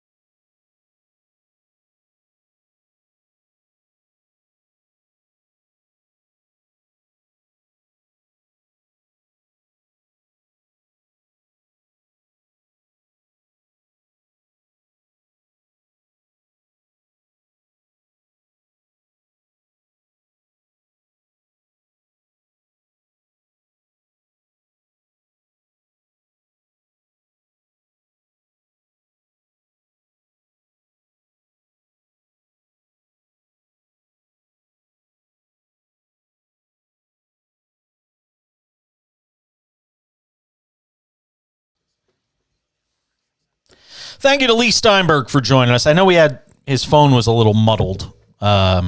Producer, engineer John Belmer says. You got the gist of what he was saying, right, Belmer? Yeah, I know. Well, listen. He's a agent probably doesn't have a phone. I love Lee though, and he really, the one thing I love about Lee is he really does care about his players. And I'm not saying other agents don't. I have another friend who's an NFL agent, a pretty well-known NFL agent. So I'm not saying that Lee cares any more or less than anybody else, but I know him and I've spoken to him over the years, and I know he cares about his guys. He really does.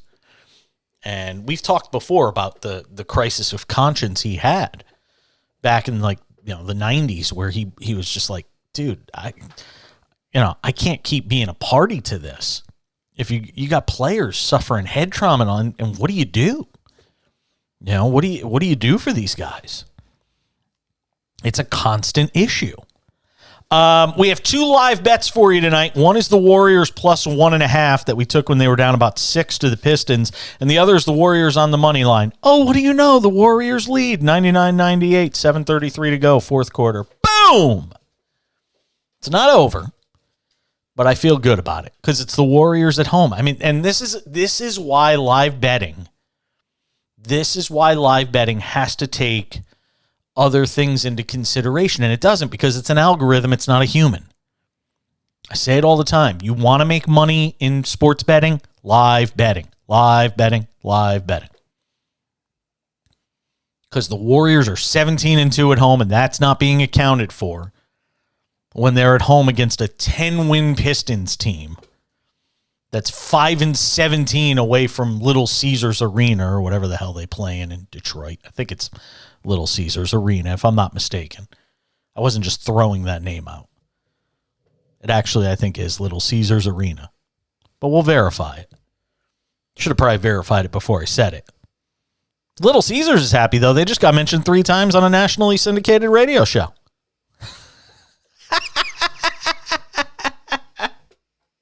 Nice job. Now you got to do it like Matthew Stafford does it. Pizza, pizza! Final hours right around the corner. We'll go around the NFL Week 18 odds next on the Cash In at SportsMap Radio. That's great. That was awesome. Pizza. Oh, man. It just made my day.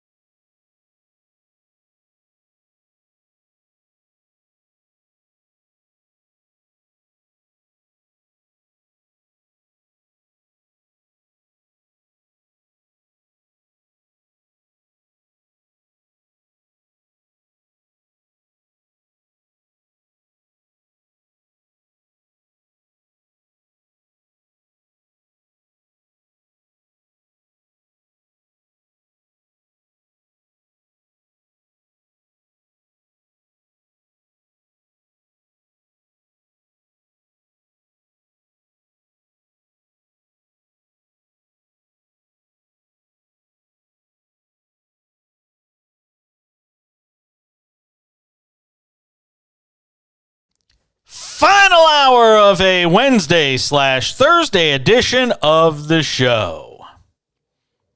Good to have you with us. Been a busy one. First hour, our 2-for-1 tonight was Justin Termini. So if you missed the first hour of the show, because we're not on everywhere for 3 hours, there's play-by-play, all of that. So what I do as a service to this audience, because I do the show for you, as a service to this audience, whoever we talk to in the first hour, we call it our 2-for-1 because you get it in the final hour as well. So 34 minutes from now, Justin Termini, who covers the NBA, hosts the NBA Today on Sirius XM, weekday afternoons with Eddie Johnson, the guy who's one of the best sixth men that the NBA ever had, was with the Suns for years. Eddie Johnson and Justin Termini host that show weekday afternoons, 4 p.m. Eastern on Sirius XM NBA Radio. Justin Termini will be my guest coming up 33 minutes from now in our 2-for-1. If you missed it last hour, we were joined by Lee Steinberg, NFL super agent. If you miss anything from the show, or if you miss the show in general, what we do is we have this nifty little podcast. It's called The Cash In with Jason Page. We got so creative that we gave it the exact same name as the show. That podcast is available for you right after the show ends. You don't even have to wait till the morning. Maybe you're working the late shift. You get out late. Boom. Subscribe to the podcast, because if you do that, it's there for you like a warm blanket every night. So we've talked about quite a bit on the show tonight. And in a couple of minutes, we'll do our Week 18 NFL roundup. We'll go around the league, look at every game, an early peekaboo, if you will, at the NFL lines for Week 18. You know what's strange this week? We got no Thursday night game. I'm so used to Thursday night football and having a show and the way we do it. There's no Thursday night football this week. I wonder if that means the NBA on TNT is back on Thursday nights. I'm going to say yes. I'm assuming it is. Anyway, our Week 18 NFL peek ahead at the lines is right around the corner on the Cash In. It's on SportsMap Radio.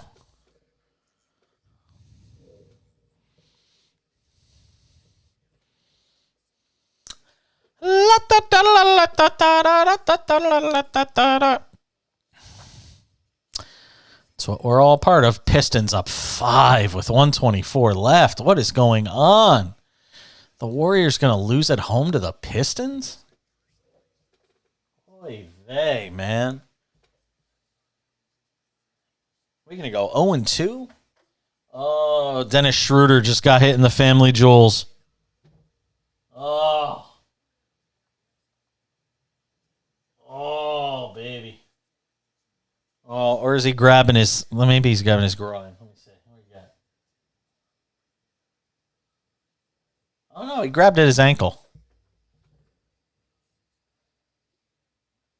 I thought he got hit in the schlocken, but I guess not. Guess he's all right.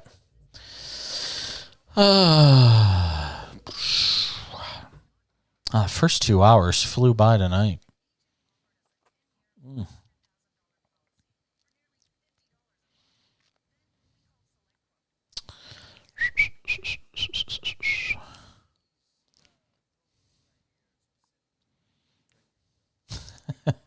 Well, here's what I know. What Key Networks does, and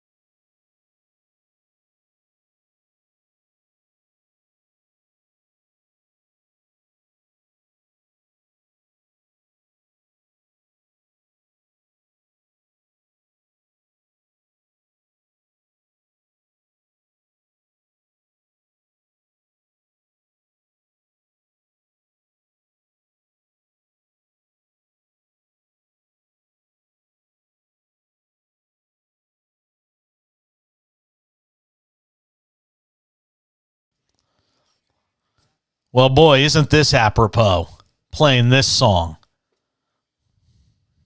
Yep. I'm hoping I didn't lose 2 live bets for our audience. Did I jinx it? Pistons lead the Warriors 117-112 with 120 to go in the fourth quarter. We told you to take the Warriors on the live betting money line when they were down 6. We told you to take the Warriors plus 1.5, and now they're down by 5. This ain't good. Got to get this thing closer. Let's go.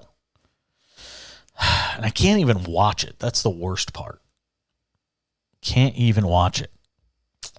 It's not on TV. Oh, they must have hit a free throw. 117-113.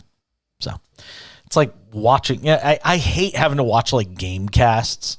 It's like a bad video game, you know? You're just watching balls bounce around on a screen, that sort of thing. All right. So Klay Thompson's at the line, so we'll see what happens. 117-113. Excuse me.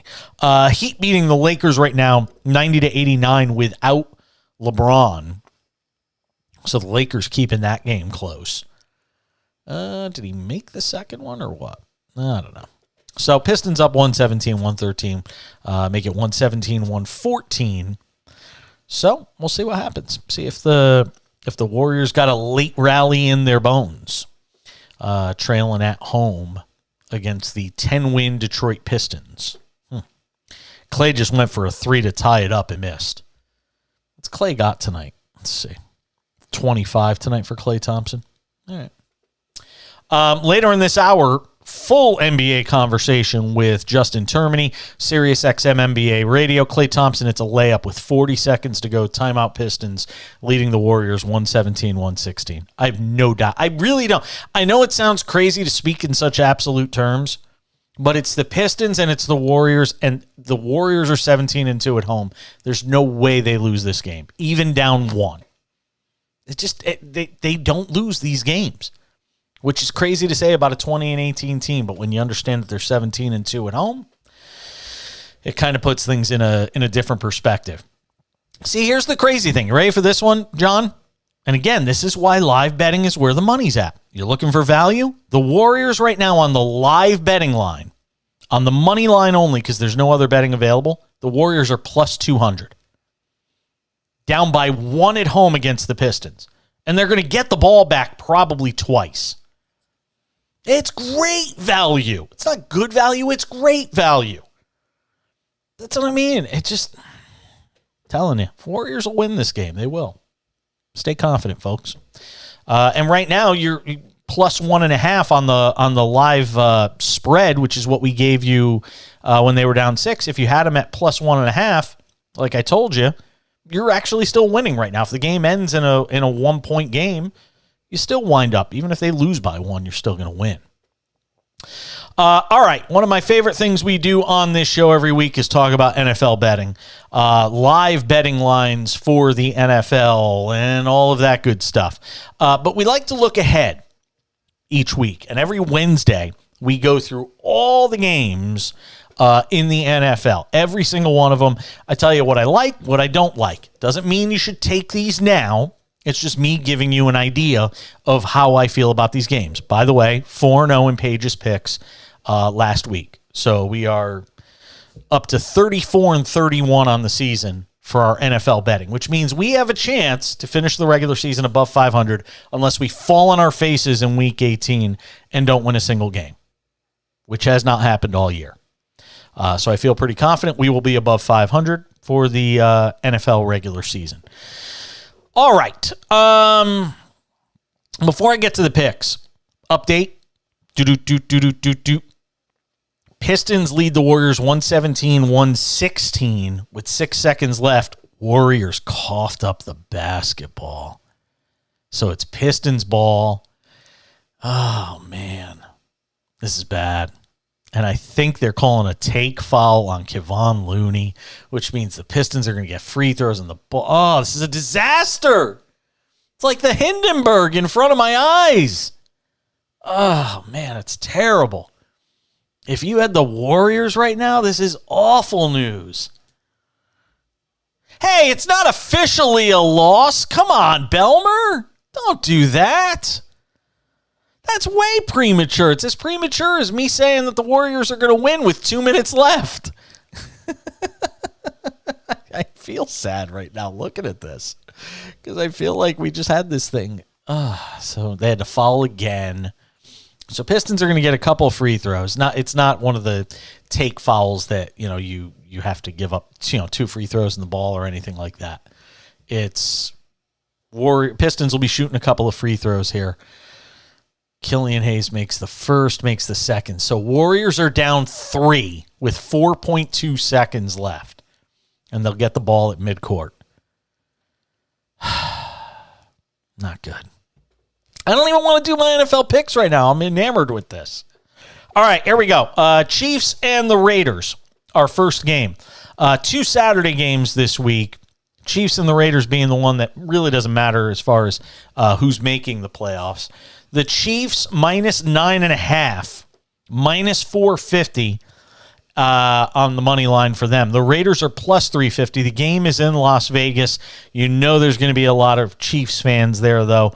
Home field doesn't mean a heck of a lot in places like Las Vegas and Los Angeles, as we've learned this year. 52.5 is the total. If I was looking at anything, I'd be looking at the total. It's Jarrett Stidham at quarterback, and while he showed some signs and did some good things against the 49ers, you still have to be very leery about anything involving the Raiders right now. Although plus 9.5 at home, I do like home underdogs. We'll see what happens. Titans and the Jaguars is the big granddaddy of them all on Saturday. It's really one of the big games of the entire weekend. Jaguars win, they're in. Titans win, they're in. Jaguars are minus 6 at home. That is a lot of points for a Jaguars team that plays a lot of close games. Dobbs will get the start. Jeremy Dobbs will get the start for the Titans. I'm glad to hear that. I thought he was the best of all the bad options that Mike Vrabel has at his disposal. Again, Titans plus 6 on the road. Jaguars minus 6. 39.5 is your total for that game. Jaguars minus 275 on the money line. Titans plus 225. Jets and the Dolphins. Dolphins still have a way to get into the postseason. They'll have to beat the Jets to keep their playoff hopes alive. Wow. How about this? I got to interrupt myself. Ready for this one, Belmer? Klay Thompson, it's a 3 with a second left. 119. We're back in business, baby. That's what I'm talking about. See? That's why you keep hope alive. You play the foul game, you do it right. And Klay Thompson, boy, let me tell you, this time, I got to say this. I know I'm doing my NFL picks, but I'll interrupt myself for a second. This period of time with Steph Curry out might be huge for Klay Thompson. He's had a number of big games and hit a number of big shots, and he's had to put on his big boy pants with Steph being out of the lineup. And this could be the best thing that happens to the Warriors as we continue to go through this season. Him being able to kind of shine on his own without Steph. Because they need every point they can get out of him right now. He's got 30 tonight. He's only 3 of 10 from 3, but he hit one when it mattered most. 119, 1 second to go there in the fourth. Jets are minus 1 in Miami against the Dolphins. Teddy Bridgewater will get the start if he's healthy. 38.5 is the total in that game. I would never bet the Jets for obvious reasons. And the Dolphins minus 2 right now. We've all kind of seen what it is.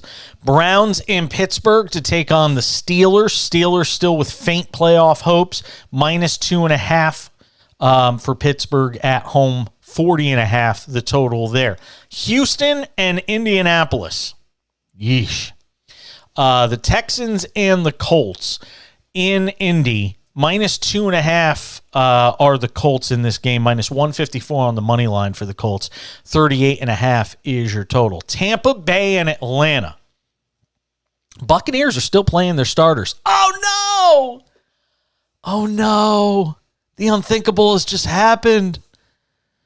Oh, Belmer, it hurts. Sadiq Bey hits a 3 at the buzzer.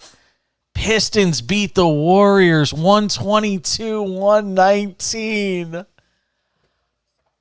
Oh, no.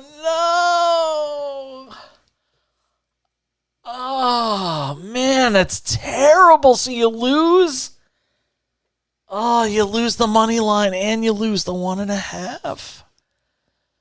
Oh, that would almost be enough to drive me into like a gambling sabbatical. Like I would have to stop. I'd have to like take a few days off after a loss like that. You can't just get back on the horse when Sadiq Bey hits a 3 at the buzzer to beat you. After Clay hits the 3 to tie it up with a second left. We're a loser times 2. Wow. Moment of silence for our Warriors pick. Hold on. Moment of silence. Silence alarms may go off at radio stations around America, but that's okay. Ready? 1,000, 2, 1,000, 3, 1,000. All right, back to the NFL picks. Buccaneers and Falcons. Buccaneers still choosing to play their starters, which is very interesting when you have a 45-year-old starting quarterback. My hunch is they may only do that for the first half. I know they're trying to get that offense on track, and last week they had some signs with Mike Evans getting a few touchdown catches, but, man, you can't risk injuring some of your stars when you know you have a postseason berth locked up. You've won your division. Panthers in New Orleans against the Saints. What's of significance here to me is Carolina has a chance. I think they'd be like 6-6 with Steve Wilkes as their head coach if they win this game. And for this team to go 6-6 over the last 12 games after getting rid of Christian McCaffrey, after basically leaving the team for dead, would be amazing. I expect them to play hard for Steve Wilkes in this game. Carolina plus 3.5, 41.5 is the total. And, there's a big difference between 6-6 and 5-7 when you look at the autopsy on this team at the end of the season. Patriots in Buffalo to take on the Bills. New England plus 7, still with faint playoff hopes. 42.5 is the total there. Vikings in Chicago playing against the Bears. It's Chicago plus 7.5 at home as the home dog. I'm interested to see how Minnesota plays this. 43.5 is the total. Ravens and Bengals, obviously a big one.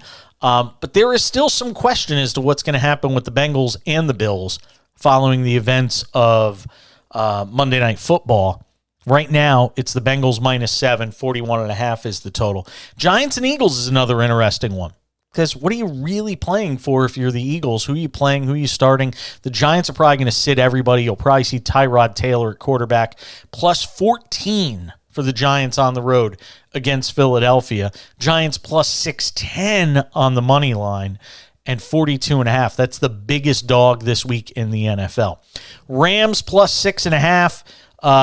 In Seattle to take on the Seahawks. 41.5 is the total there. Chargers and Broncos plus 2.5 to the Chargers in Denver. 39.5 the total. Arizona in San Francisco to take on the 49ers. Also a 14-point spread like the Giants game. 49ers minus 14. 40.5 is the total. 2 more. Cowboys on the road in Washington to take on the Commanders. Cowboys minus 7. 40.5 is the total. And the last but certainly not the least, winning you're in for the Lions, winning you're in for the Packers. They play each other at Lambeau Field in Green Bay. Minus 4.5 are the Packers. It's an interesting line. 49.5 is the total. I would be looking at the over in that game. Plus 190 are the Lions on the money line.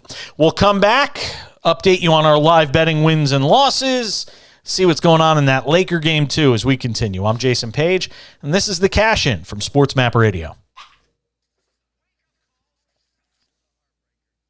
I cannot believe that just happened. Can't believe that happened. That's so bad. That's such a bad beat. Jesus. Gotta see if I can find it. Where is it? Sadiq Bey, what are you doing to me, man? Sadiq Bey.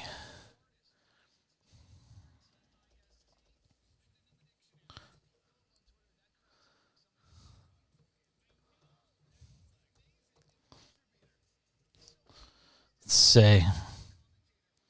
Is this the game winner right here?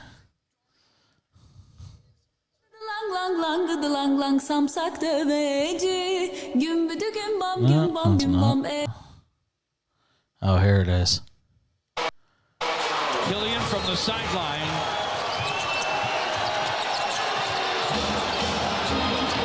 Inbounds to Sadiq, he'll fire. He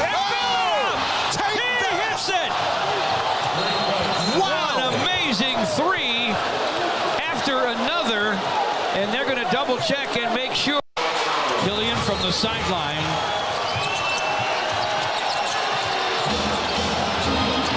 Inbounds to Sadiq, he'll fire.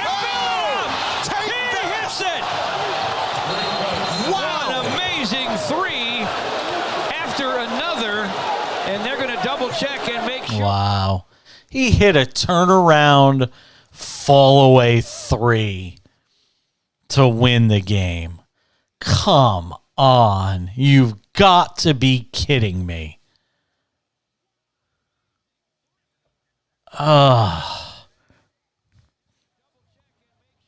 Shut up. Nobody asked you. So bad.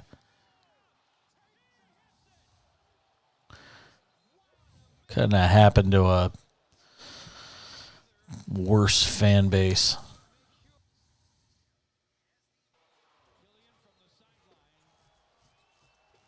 Oh no, the Warriors. I can't. My God.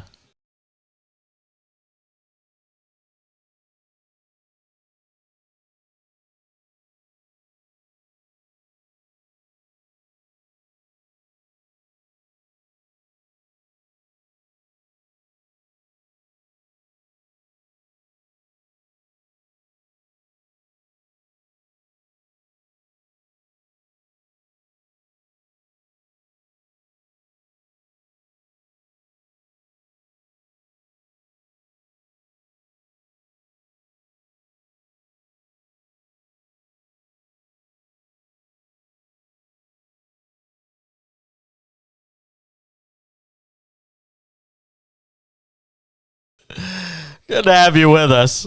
Good to be with you tonight. Oh, if you missed it just moments ago.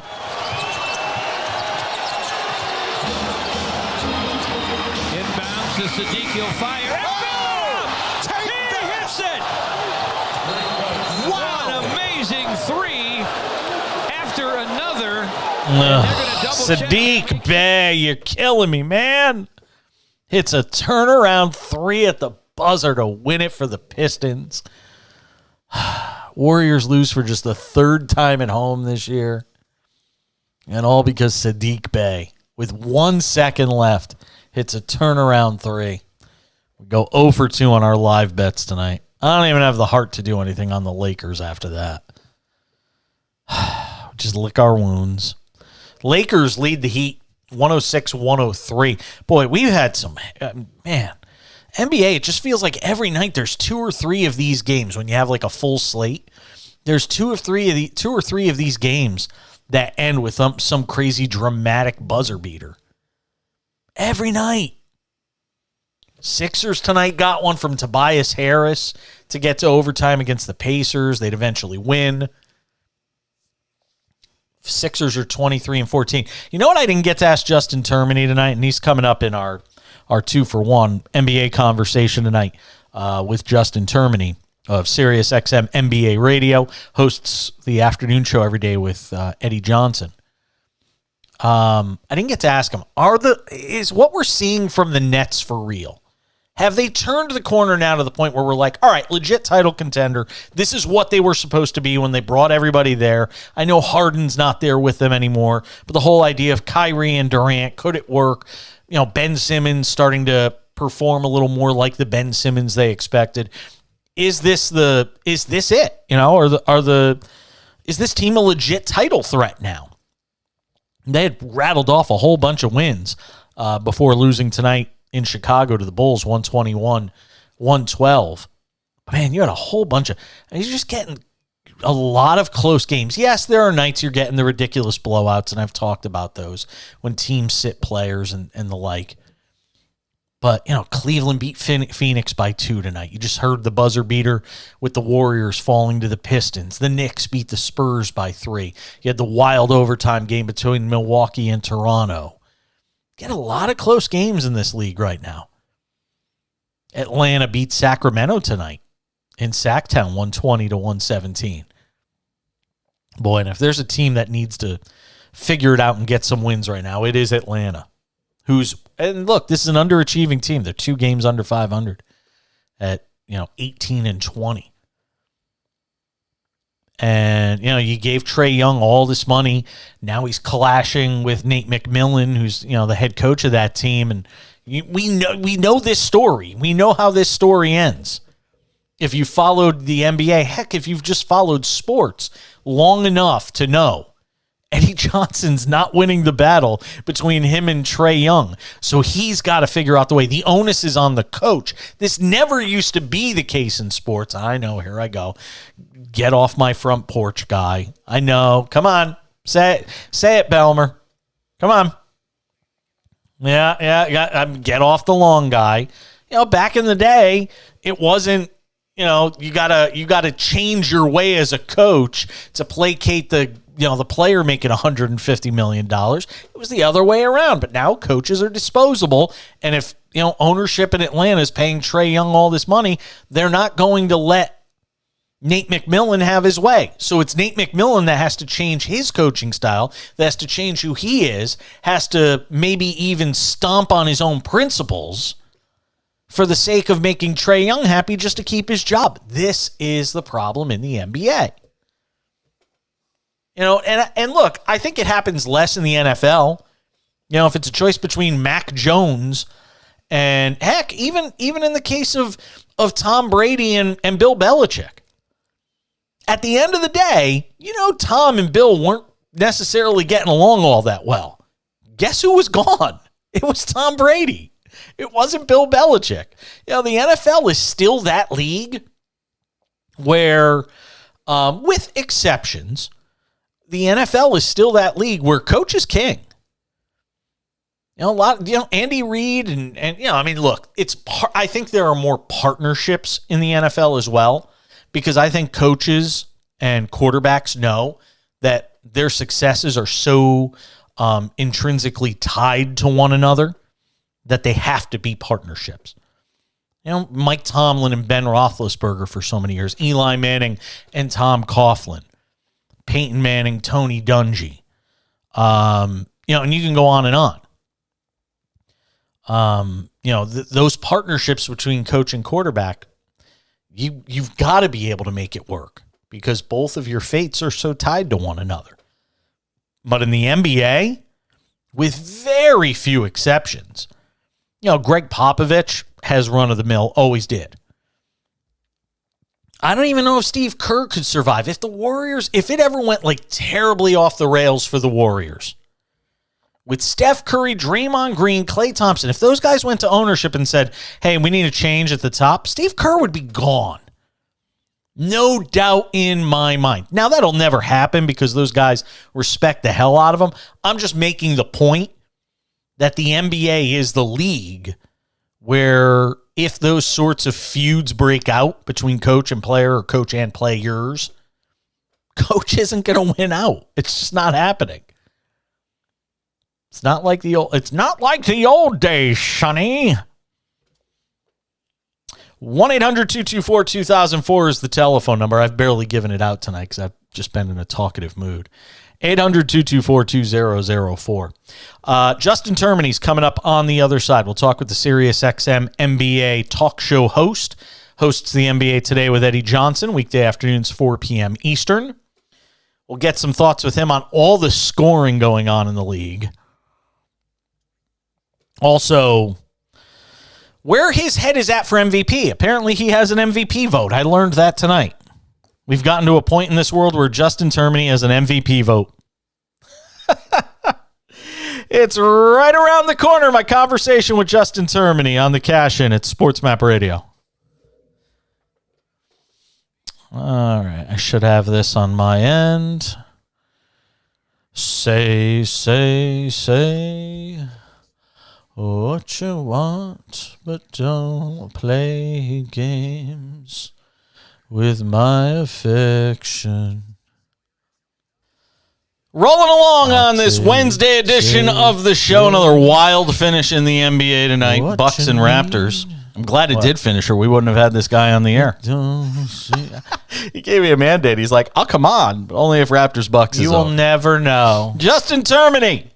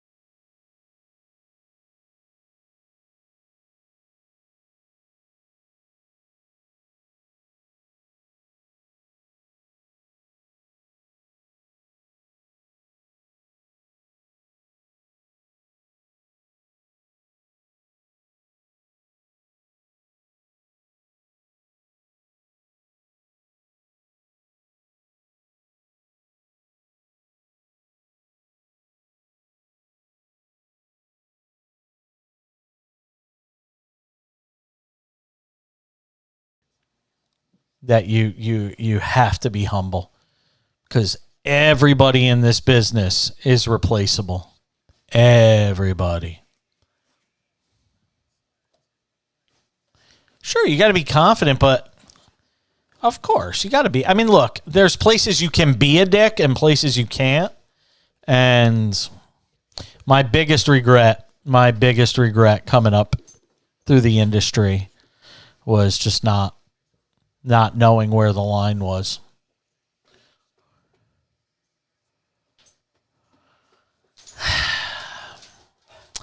I really only incinerated one bridge, but the problem was that bridge was the reason why a lot of other things didn't happen for me, because that person was so, the biggest thing I never realized was how small the industry was.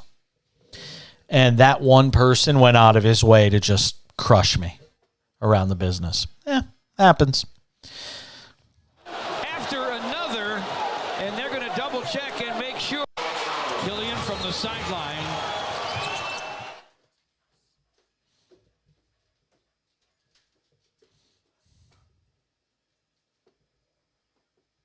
On this Wednesday edition of the show, another wild finish in the NBA tonight. Bucks and Raptors. I'm glad it did finish, or we wouldn't have had this guy on the air. He gave me a mandate. He's like, "I'll come on, but only if Raptors Bucks is over." Justin Termini of SiriusXM NBA Radio. Been a while since we talked to him. Joins us tonight on the Cash In on SportsMap Radio. So were you boycotting the show unless that game ended because you were just so into it, or were you doing work for it? What was going on? I was hoping for quadruple overtime, so I wouldn't have to talk to you. But no, I couldn't even imagine like that it was going to go into overtime. I knew that was going to be the lead story tomorrow as soon as I watched the final couple of minutes. I don't know if you saw it. Like, it was a 16-point game with 40 seconds left. I just said that's what I said to our producer John Belmer. I said I turned around to start doing, because my show starts at 6 minutes past the hour. So at like 7:03 Pacific, I turned around and it was like a 13-point game. So I'm like, oh, they're getting ready to go to the next game. And then when I got the text from you and you said if Bucks Raptors is over, I said, wait a minute, it has to be over. And then I turned around and it was in overtime and it was close. Yeah, I mean, there's been a lot of crazy, and I even tweeted this out a couple of minutes ago, Jeff, is Celtics came back on the Lakers. They were down by like 13 yes. with 3.5 minutes left in a game out in Los Angeles. And I thought that was like one of the biggest collapses I've ever seen. But then we saw Mavericks Knicks the other day, which was almost equally insane. And then I don't even know if it wasn't as publicized as Lakers Celtics and as Mavericks Knicks because of what Luka did. But the Clippers the other day were down by 14 points with like 2.5 minutes left, maybe a minute and a half left on the Pistons, and they came back and won. So I mean, and this one probably topped them all. So it's 4 crazy comebacks in the last couple of weeks that have been insane. JT, I got to ask you this. Has the NBA of today become, the baseball steroid era of the mid-2000s? Yeah, we were talking about that the last couple of days. Like, I didn't even know if I was going to lead with Giannis today. I was going to go, well, the Celtics gave 150 points. It's because, we talked about Mitchell with 71 the day before and Clay with 54. And I know everybody likes it because it's instant gratification, but it's the same thing with the steroids where, like, all right, once that dissipated a little bit, it ruined the history where you don't know, you no longer view, like, Hank Aaron the same or Willie Mays or Babe Ruth. And that's my fear, is that we're going to get all these conflated numbers and then people are going to go like, all right, well, so Magic wasn't that good. Bird wasn't that good. John Havlicek, Elgin Baylor weren't that good because their numbers are going to look, pale in comparison to some of these numbers that we're seeing right now. So that's my biggest fear. Is that all these numbers are going to blow up, and then people are going to use them to say, well, the stars of the past couldn't put up these numbers just because they didn't. Well, yeah, they didn't play in this era where it's much easier to score. Well, I was just saying it last night. All of last season, there were 14 games. 14 games where somebody scored 50 points. You've already had that many this year, and we're not even halfway through the year. Yeah, so, I mean, and again, like, we get one almost every night. I'm shocked that we don't have one right now. Tonight, Durant could have There's still time. If he wanted. Yeah, Durant only took 22 shots, and Durant had 45 points, 44 points tonight, so he could have if he was a little bit more aggressive. But, yeah, it almost seems like it's a nightly thing. And when we were kids, like I brought this up, I remember Kevin McHale scored 56 points back in 1985, and, like, that was like a big deal. It was like, okay, and Kevin McHale's one of the 40 best players of all time, okay?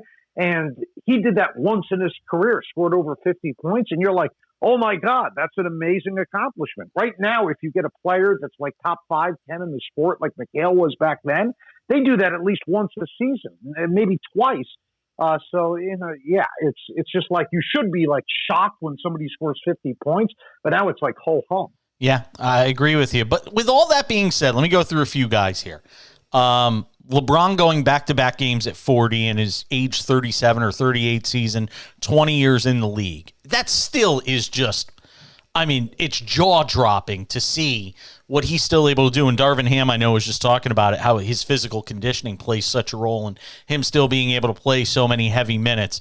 Just for a second, and I wasn't a big LeBron guy until the year they actually lost to the Warriors in the finals, where he basically carried that team on his back. I've never been a huge LeBron guy, but over the last several years, I've certainly come around, and you have to appreciate, even in this inflated scoring era we're in, what he's doing right now just to keep the Lakers somewhere close to afloat. Yeah, a lot of his narcissism makes it impossible to root for him. But if you can't at least understand what he's doing from a historical perspective, I'm not one to, so I don't think he's had the best prime of all the all-time greats. Like, I can make an argument for, at their apex, would I rather have him or would I rather have Jordan or Bird or Shaq? Like, okay, I could go in a couple of different directions. But in regards to the longevity, yeah, we've never seen anything like it. And it doesn't even look like it's slowing down, really. Like, right now, he's not contributing to wins. Maybe that's more in his decision-making in regards to, like, who he's brought in to help him, on the roster. But in regards to his play, okay, he's not the same defender. Okay, maybe he takes a couple more threes right now because he doesn't have the energy to attack. But it looks like he can play at least 45 if that's what he wants to do. That's 7 more years. JT, we're talking with Justin Termini, Sirius XM NBA Radio. The autopsy on his career when it's done is going to be one of the most convoluted, complicated autopsies, because when you think about all the very greatest in this game, most of them only played in one place. Now, I know this generation's a little different, so Durant's played in a few places, Harden's played in a few places, but frankly, those guys really, I don't even put them on his level when you talk about what it's like at the end of their career. But his is going to be so complicated to try and dissect, because you've got to go through so many different periods with different teams and different players and different setups and different coaches. It's going to be difficult to sort of grade him out because of that. No, I agree. And, we also have to remember, like when you bring up, and I agree, those other guys are on the same level. Like Durant, okay, he's a level below. He's, a top 15 player of all time. Curry, same thing, top 10 to top 15. But they're not getting compared to like Jordan, Magic, and Bird, where people are, at least intelligent people, aren't going like, oh, Curry's better than that group. Durant's better than that group. They are doing that with LeBron, though, so he's got to be picked apart with a fine comb tooth. Or whatever the hell that thing is. And the fact of the matter, the way I view it is what he's done and bouncing around from team to team. I think it's harder to win in one place like Jordan did because people get sick of each other, right? And it's like you have to keep, keeping yourself motivated. So I think that's one thing where, like, you work with somebody for 10 years, they get under your skin. You saw it with Jordan and Scottie Pippen, and Phil Jackson. The same thing with Shaq and Kobe. They could have won more, but Kobe and Shaq couldn't get along. So it's like hard to continue to keep yourself motivated. And also, I think this is my biggest knock towards LeBron and check mark for the other all-time greats is Magic had to age with Kareem. He didn't get to trade in Kareem and go, I want a new version of Kareem. Same thing with Bird. Bird had to age with Parrish and McHale. He didn't get to say, I want a new version of those guys. Jordan, Scotty hurts his back. He doesn't trade him in for a new version, whereas, LeBron will go, all right, I'm going to play with Dwayne Wade, towards his prime. Same thing with Chris Bosh. When those guys start to get older and lose their worth, I'm going to trade them in for Kyrie Irving and Kevin Love. When those guys start to lose their worth, I'm going to trade them in for Anthony Davis. Like, he's getting all these stars in the prime of their career, whereas those other guys had to age with their sidekicks. Yeah, it's very true. Justin Termini joined us, Sirius XM NBA Radio. Of all the guys with the inflated numbers this year and all the 50-point games, I think I know what your answer will be on this before I even probably get it out of my mouth. The one that impresses you the most, it's got to be Luka, right? And the one that probably still feels the most realistic based on their skill set and what they're able to do, it's got to be Luka, isn't it? Yeah, Luka's is the craziest one because, every other one you're going, first time since Wilt, right? Like Jokic did something where he did the 40, 27, 10, and it was, I never thought I would see a stat line like that. It should be the best line of the year. It might be third or fourth, but the point is, you said first time since Wilt. Like Embiid had that 59 points, 10 rebounds, 8 assists, 7 blocks, and you said, okay, first time since Wilt. Donovan Mitchell, 71 points. It's like, okay, first time since Kobe. With Luka, you couldn't say first time since, you said first time ever.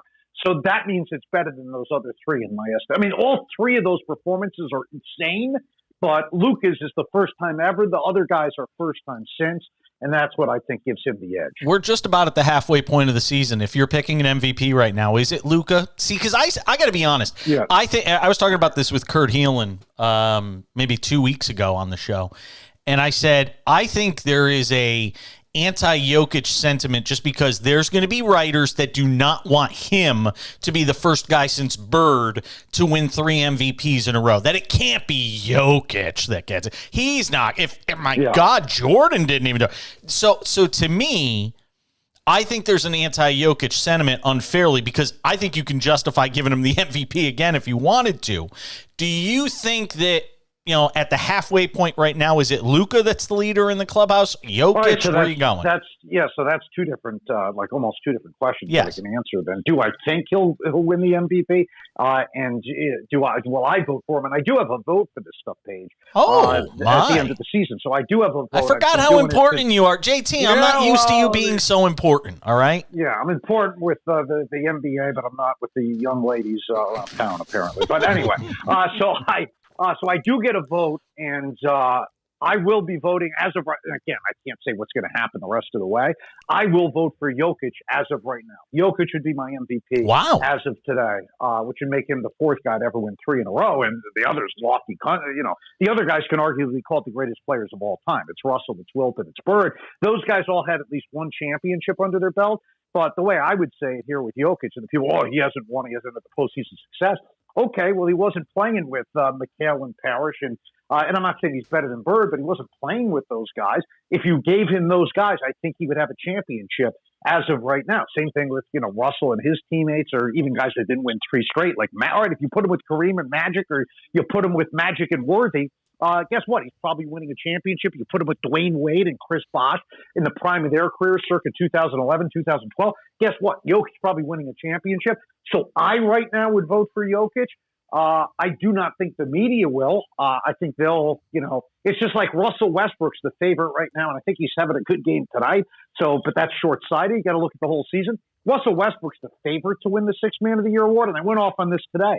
And Russell Westbrook is getting all these puff pieces written about him, like, oh, he's really matured. He's taken the bench role. He's actually been worse statistically than he was last year. The Lakers are worse than they last year. And there's about 7 or 8 guys that have been much better than him, but I still think the media will vote for him because that's the narrative that's taken off, and I think that's often what happens with these votes.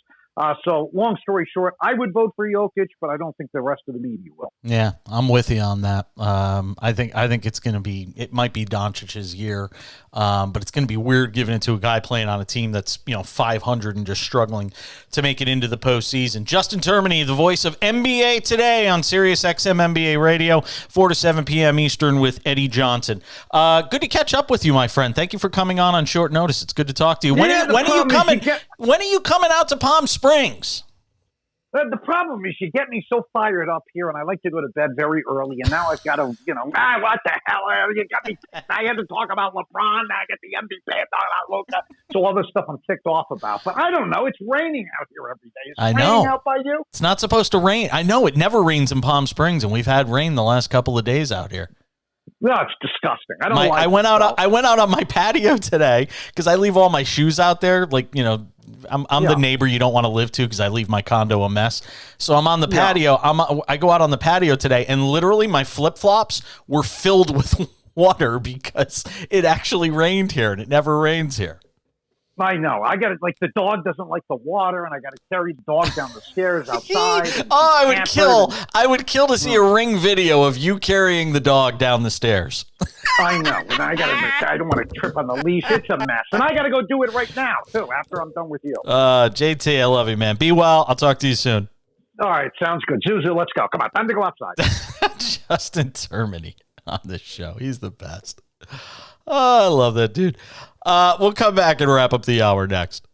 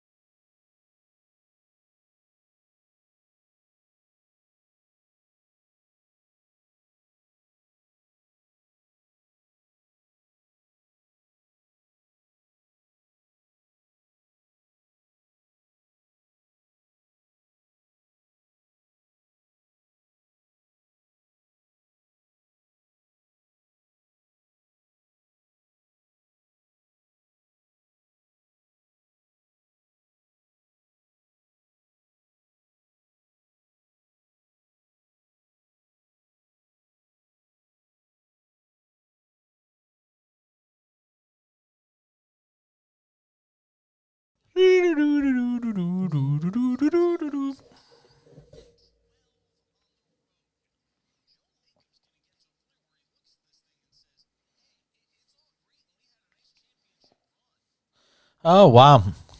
NFL player Carl Nassib, the first guy that came out, confirmed he is in a relationship with Olympian Soren Dahl.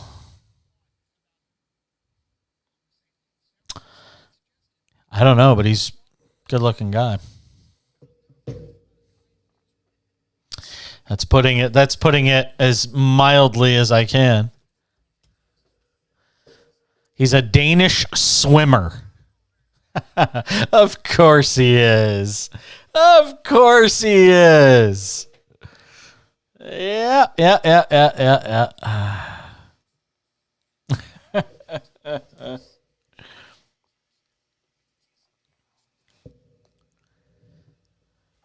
Thanks for being with us. Getting set to put the wraps on this baby. Where did the last 3 hours go? I don't know. By the way, it has to be over for Ron Rivera in Washington. It has to be. Did you see, Belmer, did you see this? He didn't know when his team went into play this weekend. Ron Rivera did not know that his team could be eliminated from playoff contention. I mean, come on. You got 1 million assistants on somebody. I mean, but you kind of got to know that yourself. Between that and the way he handled the whole Carson Wentz stuff earlier this year, Ron Rivera, yeah, I got a feeling. You're not much longer for that job in Washington. Just a hunch. Going to be a lot. There's two things. There's going to be a lot of turnover. I mean, there's always turnover on the coaching side. You know, Monday will be interesting when we're on the air Monday because you know what Monday is in the NFL. It's Black Monday. You know, right after the regular season ends, you get all the coaching firings on that following Monday. So it'll be interesting to see what we see next Monday when we're back on the air. Not that we won't be here the rest of the week, but, you know, when we come on Monday. You know what I mean. Anyway, if you missed anything from the show, go check out the Cash In podcast. It's available on all your favorite podcasting platforms. That's the Cash In with Jason Page podcast. Follow me anytime on Twitter. I'm always putting something interesting up there. Hey, John Belmer, producer, engineer extraordinaire in Houston. Nice job as always. We'll catch you back here on Thursday, 10 p.m. Eastern, 7 p.m. Pacific for the Cash In on SportsMap Radio. I'm Jason Page. Bye! Always. Sadiq Bey. You're killing me, Sadiq Bey. He did. Sadiq Bey wins it in the Bay. And by the way, the Pistons sweep the season series from the Warriors. Pistons have 11 wins. 2 of them are against the Warriors. Have a great night, my friend. It was fun working with you. Text me if you need any help with the video stuff you're doing or any suggestions. I love it. I really appreciate it. And I'll talk to you later. Have a great night. All right. And that's going to do it for us for tonight on the video side as well. Thank you to everybody for watching. Thank you for checking out the show, whatever platform you checked it out on. We're on Twitch every night. Jason Page 77 is my name there. You could always check it out. And make sure to subscribe on whatever platform you're watching. Subscribe, follow, all that good stuff. Give us a like, whatever it may be. A lot of great things coming on these platforms. Just got to build them out. Thanks for watching tonight. I'll catch you back here Thursday night, 10 p.m. Eastern, 7 p.m. Pacific on SportsMap Radio, the SportsMap Radio app, and these video platforms. Till then, I'm Jason Page. Bye.